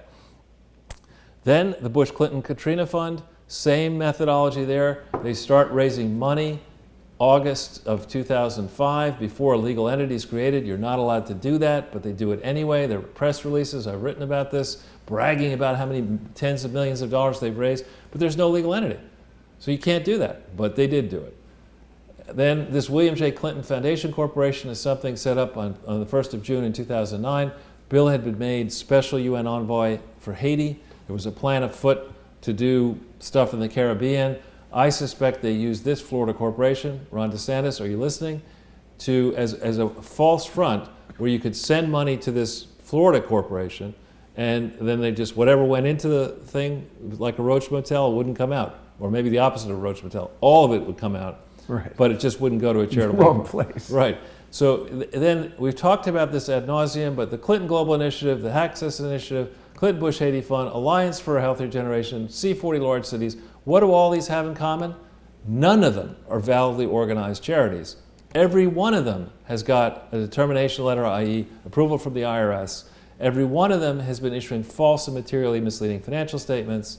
And in summary, I call this a Chino. It's a charity in name only. This is so far away from being what it has to be. And if we hit this zero hedge link, people have seen it before, but maybe Congressman Meadows has not seen it. This came out in Zero Hedge on the 7th of September 2016. It has 4.2 thousand shares. It's a 24-page memo, I believe. And I was going to issue more reports, but I began to be very concerned about James Comey and about the FBI, et cetera. So I decided, you know what, I'm not going to share my details. Let's do it without giving the opponents the benefit of our work to see how much we can trip them up, thinking they'll think they can cover this up. We'll take our time before we expose it. If you go down a little bit, Jason, you can see the number of views on this one is, I think it's, there it is, 293,000 views. So, a lot of times when people are deciding whether or not to prosecute, what they do is they try to get a sense of, is there public interest in this matter?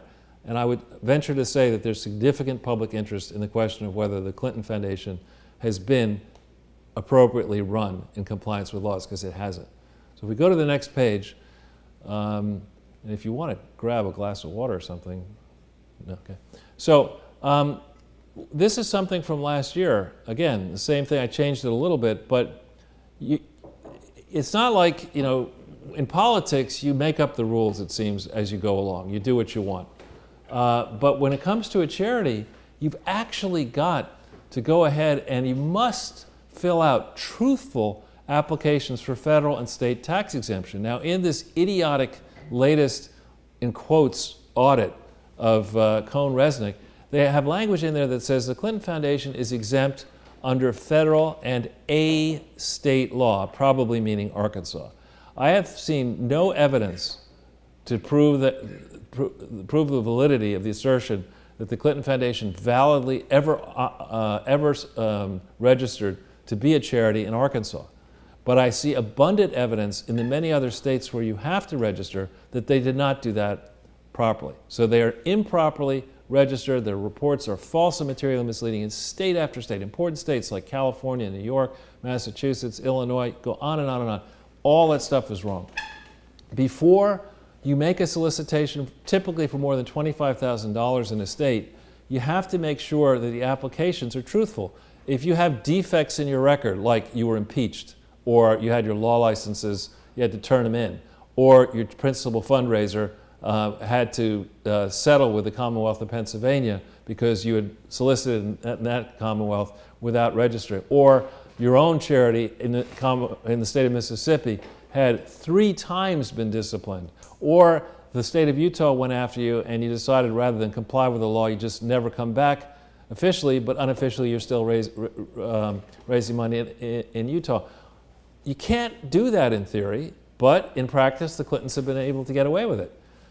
You have to articulate in your articles of incorporation, which are the controlling document, solicitation letter, email to join the Clintons at some party. That's not charity.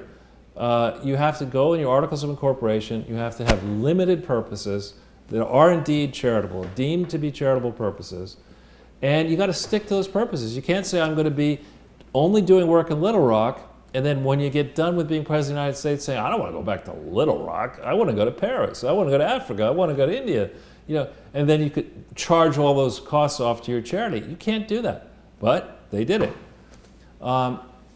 If you want to do foreign activities, why should the American taxpayer subsidize charitable activities that help the people of New Guinea? I mean, there's no argument for that unless it really serves a legitimate purpose and it's tightly controlled from the U.S. base. Of course, they didn't do that right. You got to get directors. You can't select every single director, I believe, and in practice these are technically trustees, not directors, but every single person on top of the Clinton Foundation is enthralled to the Clintons. There isn't an independent director in there. Nobody can stand up to Bill Clinton. Not even Chelsea or Hillary, and every other patsy on the board is just a hack, a Clinton hack. That is, by definition, not something you could do with a public charity. When you get audits, and I've had even Mark Cuban try to claim that there wasn't on Twitter, that there wasn't a serious problem here. They used accountants. That's not the standard, that you got some, Tony the Tiger and some other idiots out of BKD to work on this project for 15 years and never once produce a financial statement or a tax filing that was close to being remotely accurate. That's not what the people mean when they say get an audit. They couldn't get Tony, they got Truman. Tony, Truman, whatever, the T-man. So they've never gotten, and we'll show you in a second, never gotten real audits. If you have a problem, in states like New York, which have a lot of charities, and California have special laws that say if something changes, if you have a material change in your organization, you have to disclose it in New York publicly. In California and Massachusetts, other places, you've got to do that. Of course, they haven't done that. If you go and you borrow money to do something that creates profit, you have to pay a tax on that. And so the way in which they raised money by borrowing, they claim retroactively they started borrowing in 2003. In reality, they started borrowing bigly in 2004, but the amount of money they borrowed, they didn't need. Why do they need to borrow? They have billions. Not then, they didn't have billions, but they later had billions after they gussied up their record and bragged about it even more. But in that time frame, they lied about how expensive the building was. It was not as expensive as they claimed, and they then needed money in 2004. Now, what happened? Let's think about 2004, Jason. What happened? Was Hillary running for Senate? No, but there was a presidential election, and John Kerry was running. And who was the chairman of the Democratic Party in 2004? I don't know. Terry McAuliffe. Oh. And he needed money for campaigns. So what better way, to score money for political campaigns by claiming you need it for this charity and giving the political donors tax deductions for donations that go to the charity in theory, but can be then routed through the leaky sieve that the Clinton Foundation is into these political campaigns. And Rod Rosenstein didn't see fit to look at this. James Comey didn't see fit to look at this, even though there were open investigations. And Mueller, head of the FBI, didn't think it was a good idea to button this thing down when he could have in 2004. You know, and there are records in the FBI. The FBI vault, we've given you links to it. There have to be, any time, especially when the charity engages in let's say, a joint venture with, out of the blue, why don't we pick on Laureate, which was a joint venture partner. If a joint venture in which a charity is involved, or a joint venture partner in which a charity is involved, pays somebody in a position to exercise influence over the foundation $17.6 million, as is admitted by the Clintons, from 2010 to 2015, maybe that's chump change for them, but that should have gone, the disclosures on that needed to go in the Clinton Foundation 990s and audits and the tax forms. They needed to go in the Clinton Global Initiative, they needed to go into CHI, they needed to go into multiple state filings explaining that Bill had this windfall. $17.6 million is a tremendous amount of money. Many people don't go through life making that much money. Most people, I think. Yeah. So none of that's done right. And whenever you have investigations, before states, and sometimes states like South Carolina and Georgia, smaller states are actually tougher than New York in demanding information about, are you a good player or a bad player? And this thing has never filed any forms properly. And it's not like you get away with a charity, you can get, say, 10% of your forms right. 100% of your filings have to be accurate, truthful. You can't omit damaging information. You can't claim things that are wrong. You can't do basically what these Clintons have done. But we have before us, Congressman Meadows and the American public and the world at large, we have a great opportunity here. We can make a decision to sink into the swamp together and let this thing pass and say, yeah, okay, everybody does it. You go ahead, Clintons, you can do this. Obama's, take it to the next level. Trump's, once you get ready, whether in 2020 or 2024, you could take this into, into the galactic level. Or do we want to look at this and say, powerful people, former presidents, especially they, need to be subject to these laws. And when they consciously engage in this type of vast conspiracy for the length of time they've been doing it, they need to be brought to heel, and the world needs to see that presidents and aspiring presidents, when they become fraudsters at large, they need to pay, they don't need to be killed, but they need to go and have all of their shit taken.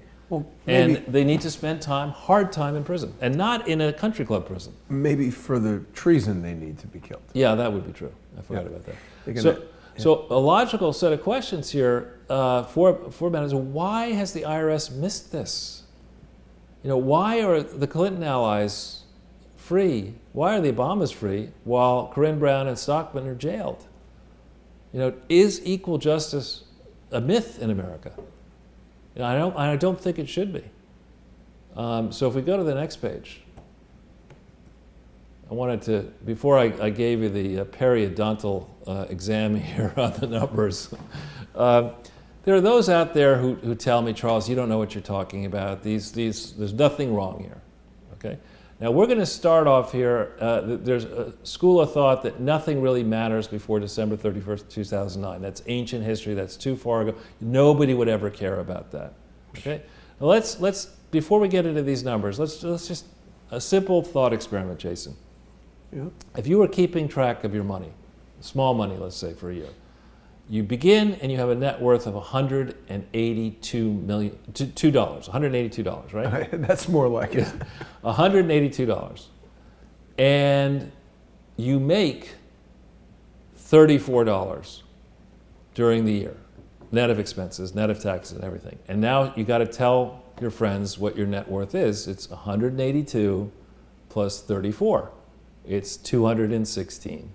Is your net worth, right? It's that simple, not complicated. So on the statement of activities for the Clinton Foundation that was put in to the IRS and to multiple states and foreign governments, they said they started the year with $182 million.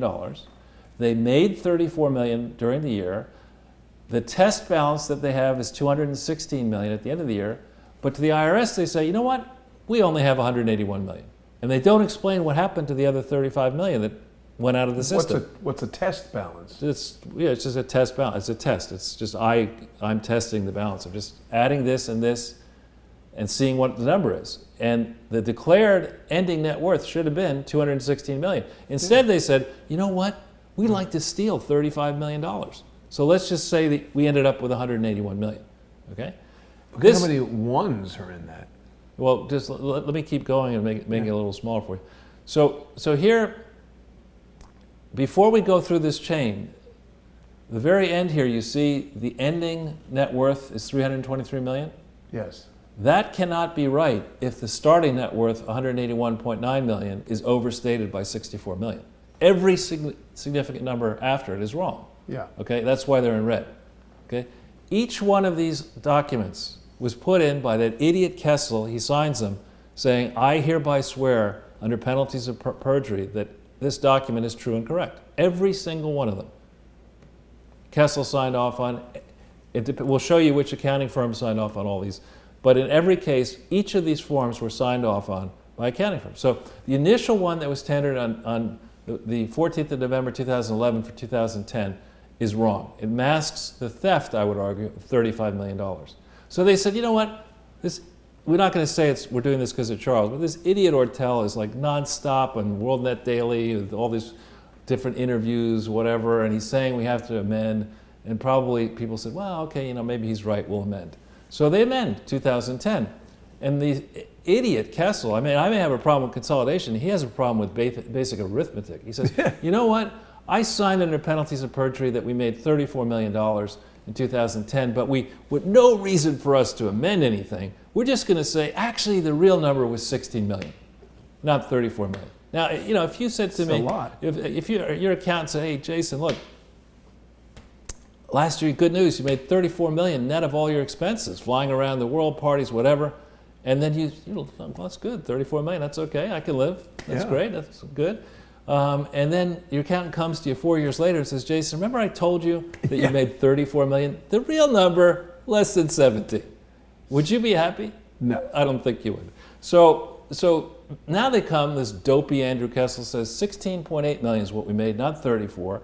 We started in the same place, 181. The test balance says we should have 199. But you know what? We made 17 million less. And so we're just going to say our net worth is exactly the same. Nothing changed. And nobody around the Clinton Foundation trustees, in this time frame, you have, in 2010 here, you have Simpson, Thatcher, and Bartlett. We've done presentations about world's experts on New York charity law.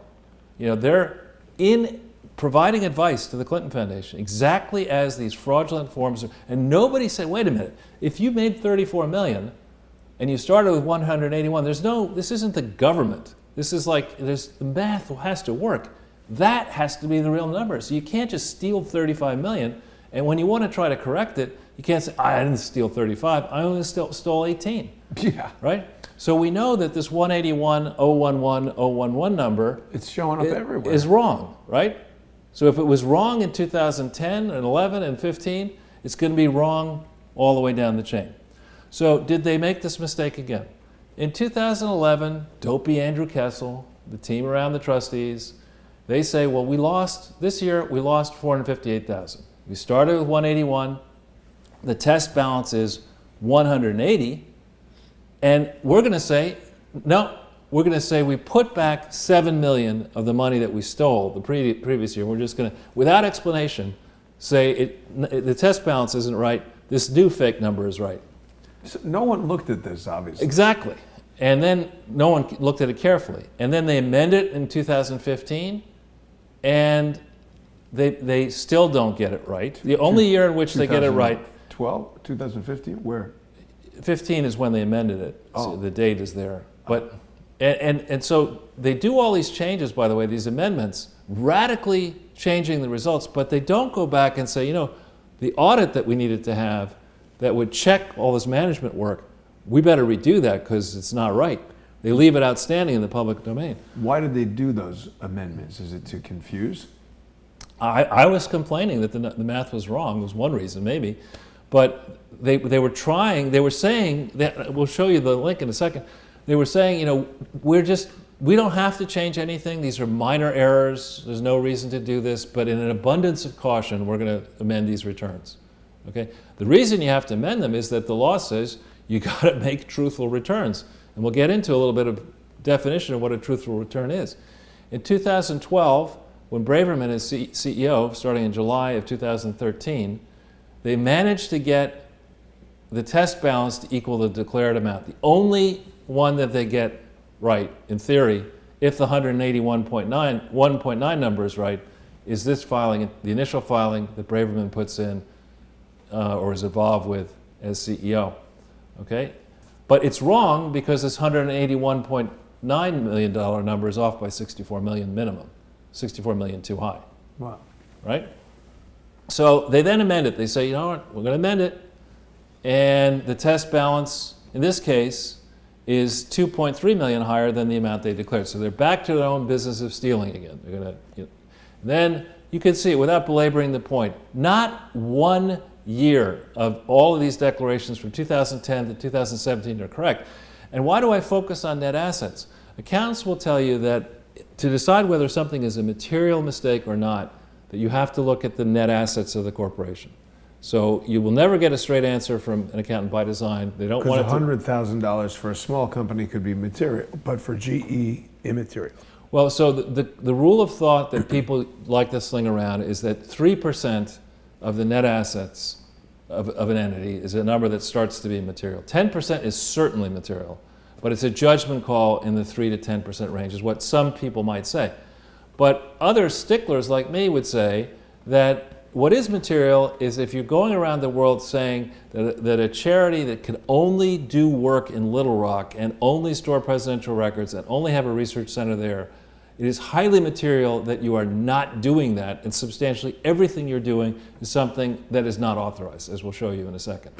Right? So then here, if you look at this, this is IRS, the IRS belt and suspenders language here. People can read it. We just pull it up a little bit here.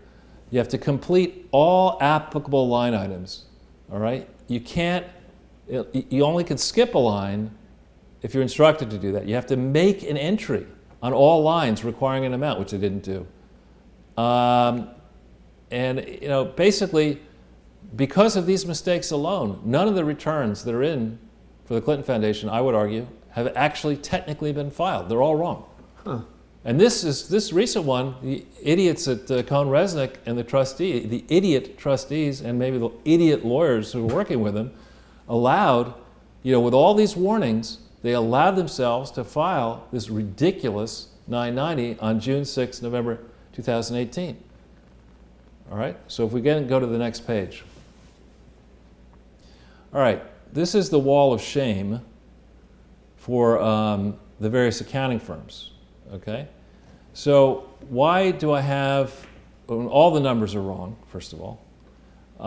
Which That's is good for accounting firms. It's good to know that 3 different accounting firms would get all the numbers wrong. But when you look in 2010, 11, 12, and 12 to begin with, the accountants signed off on their work, BKD, before bad shit happened and they filed the tax return. So your typically good practice is you do your audit the day you file so that you're sure that you've been over the question of, you know, what everything's happened with a client, so you don't get yourself in a position where you give a client a clean bill of health only to have that miscreant, felonious bunch of clients go off and break law after law around the world and not tell you about it. So these audits for 10, 11, 12 are reckless. We've said before in the Dear Eric Henson and Eric Hansen, the Man for All Seasons episodes, we said, Eric, you better pull the damn audits because they are absolutely wrong. In 2013, the audit for 2013 was due November 15th, 2014. But it was submitted 16 December 2014, after the final filing deadline that's permitted in New York State. You're not allowed to do that. It's not a valid audit. And it's also wrong beyond that. Someone earlier was asking in the comments, how are they invalid and materially misleading, and I just said you got about 119 videos to watch because it's too much to answer. Yeah, no, I mean the simple answer is that let's say for starters, if you want to do an audit that's right and you want to do a tax form that's right, the starting place is that if in a given year you're sent $500 million, you can't say, okay, Chelsea gets 100, Bill gets 150, Hillary gets 20 because she doesn't care about money, and then we'll put the rest into the foundation. You can't do that. That would be an example of a flagrant foul, something that they've been doing since inception, in my view. Yeah.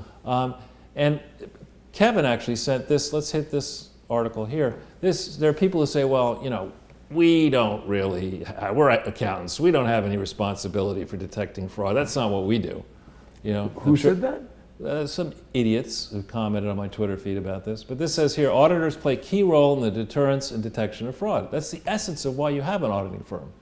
Right? And here's a guy who's got enough titles. He's got CPA, Certified Fraud Examiner. I don't even know what most of those things are, but Ralph has got some experience, and Ralph is correct here. And I would argue that the relevant offices of BKD, PwC, Pricewaterhouse, and Cohn-Resnick, the teams that are involved in this Clinton Foundation project should, do a paper chase. They take their cell phone, call their mothers and wives or whatever, and tell their partners that they're never going to be practicing accounting again, because the work they've done is so abysmal and so absurd. It's indefensible. If we go back to the slide. Somehow, yeah. So this organization, which is the Clinton, this is the supposed return for the Clinton Foundation, all of its pieces, okay? It doesn't include all the pieces. The portal we've been over many times purposefully omits key information, which we chase down and people working with us chase down. They've never filed once a truthful return, not once. Why break a perfect record? Yeah, exactly. And as I mentioned, this opening net asset, we're gonna prove it in the next this forthcoming Sunday or the next 3 shows. We're gonna have a very detailed thing explaining why 181.9 is not the number. Okay, that's not the true number at that moment in time. They'd stolen a bunch of cash. They invented fraudulent invoices. They borrowed money under false pretenses. They'd sent it across state lines illegally. They raised money illegally. It is certainly not a charity. This is a criminal enterprise. And most important in all this, particularly when we think about the restatements, on November 2nd, 2013, as we demonstrated in prior shows, Bill, Hillary, and Chelsea Clinton illegally seized control of a public charity that cannot be controlled by a family. And they failed to tell regulators, they failed to tell the general public, they failed to explain truthfully to the auditors, to the public, what they had done, and they destroyed the Clinton Foundation. They destroyed this entity by that act. So we go to the next page. Ooh. Somehow. I've got so many different screens. All right. There we go. So again, I apologize for the red numbers. I did say I was a reddist. But here's a simple way to think of it. What this schedule, there's a lot of people like details, I like details, but other people like you to take a step back and say, all right, what percentage of the activities that the Clinton Foundation engaged in were not authorized under its charter from 2010 to 2017, okay? 90?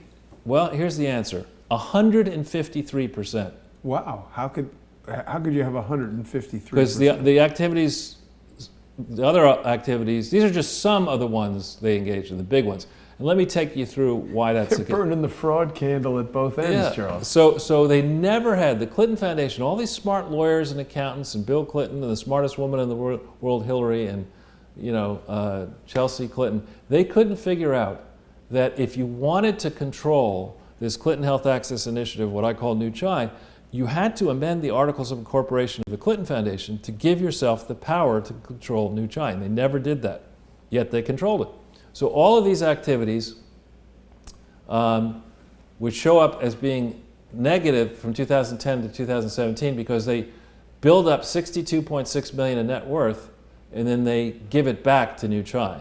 And nobody says, now why would a human being, why you built up something worth $62.6 million, this Chai thing has all the patina of Albert Schweitzer and doing good work around the world, out fighting HIV and AIDS and malaria and all this kind of stuff. It's the sexiest piece of the thing, and you just give it away.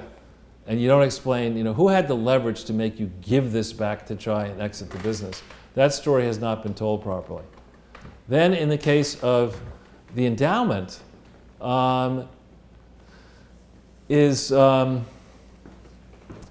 that's the bulk of the activity. That's from 2013 to 2017. They raised $217 million in capital and also earned income, totally $217 million for an endowment, as we'll show you shortly, that has authority, in theory, to do things that the IRS has never allowed it to do. So this is a massive problem that the two big pieces of the Clinton Foundation that occurred from 2010 to the drivers of it from 2010 to 2017 they weren't authorized to do any of that work. Okay? Massive problem, Jason. And then when we think about the endowment, Dennis Chang started raising money for the endowment in the secret office at 77 Water Street in 2011. Why is there no money shown as being raised in 11 and 12? What was going on in 2011 and 12? Well, there was a presidential re-election campaign. Is it possible that the Clinton Foundation was using the 77 Water Street office as a way of raising money for the Democratic campaign, Barack Obama's re-election campaign, and Democrats, and potentially giving donors an opportunity to fraudulently characterize gifts to the Clinton Foundation as charitable donations instead of political, non-tax deductible donations, and that there was a laundering of money in that 77 Water Street office? I think it is not only possible, it is a near certainty that that's exactly what was going on. And of course, they were secure in the knowledge that it was happening in Manhattanistan, which is controlled by Democrats enthralled to the Clintons. So there, this page alone ought to satisfy people who say, yeah, there's no detail here. There's no. This thing has never, in this recent period, operated within its authorized purposes. Let's go to the next page. Why am I so confident of that? Okay, you've seen this before, some of you. This is lifted from the Articles of Incorporation. You don't want to look at the annual report. You don't look at the 990. You've got to look at the controlling legal document. This thing is to be a presidential archival depository as defined by a separate statute, and also to support research and educational activities. In the clarifying 1023, the application for federal tax exemption, they state clearly that the only work they will do is in Little Rock and that they will do no international work. They have never amended their articles to go beyond this tight definition of what they can do. And it also says that the Clintons love theoretical loopholes, the definition, arguing about the definition of the word. Yeah. So what they tried to do is they said, well, actually, those may be the purposes, but we can do whatever we want by way of activities. Nah. Activities that are only activities that are in furtherance of your purposes. You can't say, my purposes are over here in Little Rock, but my activities are international, and I can do that. No. All activities must further only your authorized purposes. And so you look at this new CHI, here's what its purposes are. It's so radically different from being a presidential archival depository as defined by statute in New York. In Little Rock. So what this means, headline, head scratcher for Congressman Meadows, none of the activities and initiatives performed by the Clinton Foundation outside of Little Rock, in my judgment, are authorized tax-exempt purposes. It's only whatever was happening in Little Rock. Everything else is not authorized, in my view. All right. So if we go to the next page, we've only got 2 left. Okay. Now, before, the IRS is very clear, before you radically change your purposes, as the Clinton Foundation did beginning in 2002, by their own admission, you have to go to the IRS first. You have to say, I haven't finished, I haven't even started building the Clinton Foundation campus yet because I've been in a nonstop legal racket and I don't bother with audits or accountants or using anything that you're supposed to do. But I figure because I've done such a piss poor job of getting all that wrong in Little Rock, a state that I know, it's very time consuming. I want a hunting license to go around the world and do whatever I want to do fighting HIV/AIDS. And let me do that, Lois Lerner, because now you're in the IRS department. You could give me special authorization to do that. And the record, we have lots of stuff that we've already shared, more stuff that we will share. Take it as read that between 2002 and 2009, there are thousands of pages of primary evidence that prove beyond a shadow of a doubt that Bill Clinton and Ira Magaziner misled governments and donors and regulators around the world and pretended they were fighting HIV/AIDS using a leaky stream of money that was sent towards Clinton and Magaziner, but has never validly been accounted for. They deceived governments, they deceived local populations, they deceived sick people, they've deceived the entire world from 2002 to 2009. And there is no way that a real IRS department would have ever approved the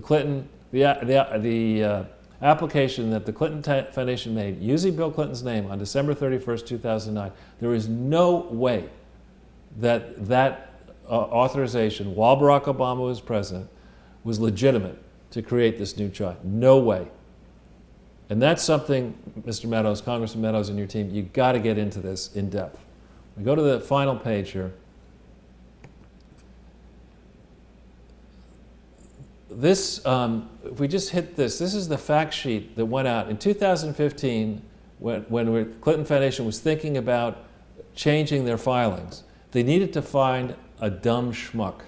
They have a lot of those on staff. Right. And so, well, they need to find a dumb schmuck. So first they go to Kathy Keneally, who is, in my view, a crooked, dumb schmuck, who was the Assistant Attorney General in the Tax Division of the U.S. Department of Justice, in charge of missing the Clinton Foundation frauds. So they select her, who sat over top the department that should have caught all these frauds. They hire her in private practice when she's working at DLA Piper. Oh, yes. Right? And she can't do the math. Didn't Comey's brother work for DLA? But it's a big firm, but she can't do the math. So she needs to hire she's a dumb schmuck, so I got to get a dumb schmuck accounting firm. Who do I get? Let me guess. Cohn Resnick. Oh, okay. She in turn engaged Cohn Resnick. And they studied what we've just been over, and they said, you know what, not a problem. This is great. We specialize in that. In fact, we don't even think you need to amend it. We're that bad. But out of the goodness of her heart, Kathy Keneally and Donna Shalala and the Clinton Foundation, whatever, they all get together and they say, you know what, we're going to amend these returns in an abundance of caution. Aren't we special? We'll give ourselves a participation trophy and a gold star to go for it. Yeah. Anyway, so they were not, Cohn Resnick, in my judgment, is not independent. They made bad decisions in 2015, upon which the Clinton Foundation trustees then relied to make bad decisions to amend your tax. If you're going to amend your tax forms once, you probably should get it right this time. So you can't sign again. I'm dumb schmuck Andrew Kessel. I'm signing again under penalties of perjury. I lied about my income last year. Trust me this year. Yeah. It's just not wise to do that. In fact, Andrew Kessel should not still be working at the Clinton Foundation, nor should the trustees who are there. In fact, nobody sitting on top of the Clinton Foundation should actually be working there anymore. It should be in the hands of a conservator yesterday. Before the end of this year, there needs to be an independent conservator. Go into the Clinton Foundation, kick all these other people out, secure the records, tell us what truly happened, not this bullshit what happened book. Tell us what really happened at the Clinton Foundation, and then let's kick ass and take names and figure out how much money is owed by which people to which parties and get her done. So if we go back into the slide, in this recent audit that came just recently, just days ago, less than a week ago. The 15th. The 15th. This definition, this is not the Clinton Foundation, this is dumb schmuck Cohn Resnick. They're lifted from their language describing this foundation. Not a word of this description is correct. Not one word. The Clinton Foundation is solely authorized to be a records repository and research center in Little Rock. It is not authorized to have programmatic areas of work in East Africa and Caribbean and Asia. None of this stuff. It's not authorized to start doing projects with George W. Bush and H.W. Bush and Lyndon Johnson's foundation. I mean, it's ridiculous. Lyndon Johnson's foundation. What about IMAX movies? Not authorized for that. The massages, none of that. Anyway, so they without, and I could get into minutia. I think people probably discern I'm this going to design a new character, Steve Minutia. Right, that's That'll good. be a That's cool. good. But so they can't describe the foundation right. They miss all the obvious problems. That's why they're hired to do the audit, I suppose. And then they also can't define the mission statement for the endowment. You can't say, I'm supposed to be a Little Rock Records Repository and Research Center, but I'll have an endowment now. And with the money on the endowment, I'll do whatever I want to do with it. You can't do that. Yet, that's what they did do. So the other minutia we are going to get into, this is bad enough, what we've just been through. But they made a fateful decision when they raised this endowment. And the fateful decision was to appoint one asset manager to help them think through how to manage those assets. And that was something called Summit Rock Advisors. We're going to get into the weeds in a forthcoming presentation to explain the connections among Summit Rock Advisors and Chelsea Clinton, which are not disclosed in these tax forms, are not disclosed in these audits that absolutely should have been disclosed. Is that her husband's firm? A former partner with her husband in the hedge fund they destroyed is married to a prominent person in Summit Rock Advisors, and another person in Summit Rock Advisors is one of Chelsea's oldest personal friends. And the decisions to raise the endowment and to concentrate it with this firm were made at a time when the Clinton family illegally controlled a public charity. Other than that, they got it all right. Wow. So that's a lot to swallow. I was rushing through it, Jason, because I was mindful of the time. But there is no question that there's going to be a lot of good food on Thanksgiving dinner tables, but for the regulators in Washington, D.C., for Congressman Meadows, the Senate, for other people who are overseeing the IRS, for the American public at large, do we really want to let this example stand? Do we want to let the Clintons get away with this so that the Obamas can follow suit and maybe the Trumps, God forbid, could take it to the galactic level? Is that what we want? Or have we seen enough of this mess? Is it time to say that if Corinne Brown is spending Thanksgiving in prison, her first Thanksgiving in prison, if Stockman's about to spend Christmas in prison, and if Corinne at age 71 or 2 is going to spend 4 to 5 years in a federal prison, why are these people, these brigands, who just basically have decided laws don't matter? They do not apply to anybody, and they're going to just bend the rules and break the rules and live a rapacious life of fraud and thievery and deceit and disgusting behavior around the world. We want to let this example stand, or do we want to make an example of them? These people, the guy who did, I think, Snakes on a Plane, didn't he go to prison for? These are snakes on planes. Who went to prison for that? Was it Wesley Snipes or was it? Oh no, that was Samuel Jackson's Snakes on a Plane. All right, well, I think all right, Wesley Snipes you are. did It was Wesley. It wasn't Snakes on a Plane. problem. These people, though, are snakes on planes. Yeah, when they're on a plane, of course. Right. Well, Charles, I apologize. I'm not totally well today, but it's been a lot of traveling, and Texas was insanely cold, so I've got a little bit of a cold. But that was quite a presentation. There was some late-breaking news. Apparently, Barack Obama sees a lot of himself in Beta O'Rourke, so I guess he's an asshole too. I don't know what that means exactly, but this was a late-breaking piece there about Obama. And I think Barack Obama is decidedly off his game. I mean, to make the angry comments that he made about Trump recently, that Trump has mommy issues. I mean, it's not in this article. Oh, look at this, what they want people to buy. It's so funny how the internet knows what. Is that right? I mean, it's, I was obviously looking at that earlier today, so it's That's funny. totally random that it came up. I did not intend for that to be on the broadcast. It should feature it. If anyone should litigate about that in the future, that I had nothing to do with that, at least not knowingly. Well, so Charles, tomorrow, of course, is Thanksgiving. I'm sure you're busily preparing for that. Everybody knows your prowess as a chef, but there's actually, I know you're preparing a, there it is. You've got a special turkey that you're preparing for tomorrow. We want to wish everybody a happy Thanksgiving, and Hillary is just about done. We can hope. We could hope. That's a classic, another classic there, Charles. Well, it was another great episode of Charles Ortel is Closing In, and for anyone who has doubted that you've been closing in, it doesn't happen overnight. Right. So. Well, yeah, I'm just a dude, and that we're talking about the Clintons are a powerful political family, the Obamas are powerful people, Bushes are powerful people. I'd never expected that this would happen as quickly, frankly, as it is happening. Wow. And thanks for all your help and support, Jason, and thanks especially to the viewership of Crowdsource the Truth.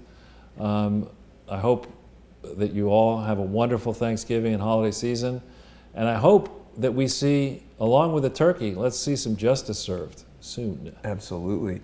Hillary might be spending Christmas in H Block next year, so that would be nice for us to see. Charles, I want to wish you and everyone watching a very happy Thanksgiving. There will be the regular programming tomorrow. I've pre-recorded tomorrow's episode of the Intelligence Assessment with Kevin Shipp, and we should not forget, tomorrow, in addition to being Thanksgiving, is the 55th anniversary of the assassination of JFK. Oh. The moment that I believe what we now refer to as the deep state really took hold. The modern incarnation, the military-industrial complex, as Eisenhower named it. George H.W. Bush was photographed in Dealey Plaza. Memos from J. Edgar Hoover referencing George Bush of the CIA have been declassified in the past 55 years, so we get a real picture for what this swamp is like. I hope that people will take this opportunity to go to patreon.com/crowdsourcethetruth. They're going to be able to see that episode, Kevin and I in Dealey Plaza, talking about the assassination.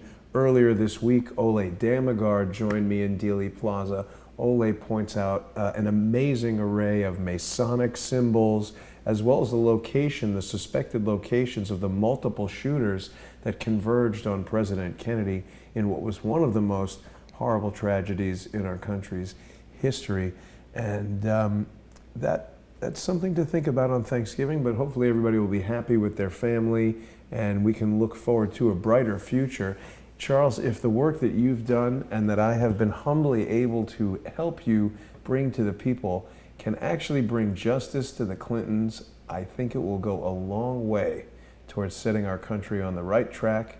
And I think we're sort of, the roller coaster is going click, click, click, click, Let's click, hope. click, click, and it's about to charge down. So next Thanksgiving, hopefully Hillary will be eating prison turkey. And we'll see everybody. Have a happy Thanksgiving. Thanks very much.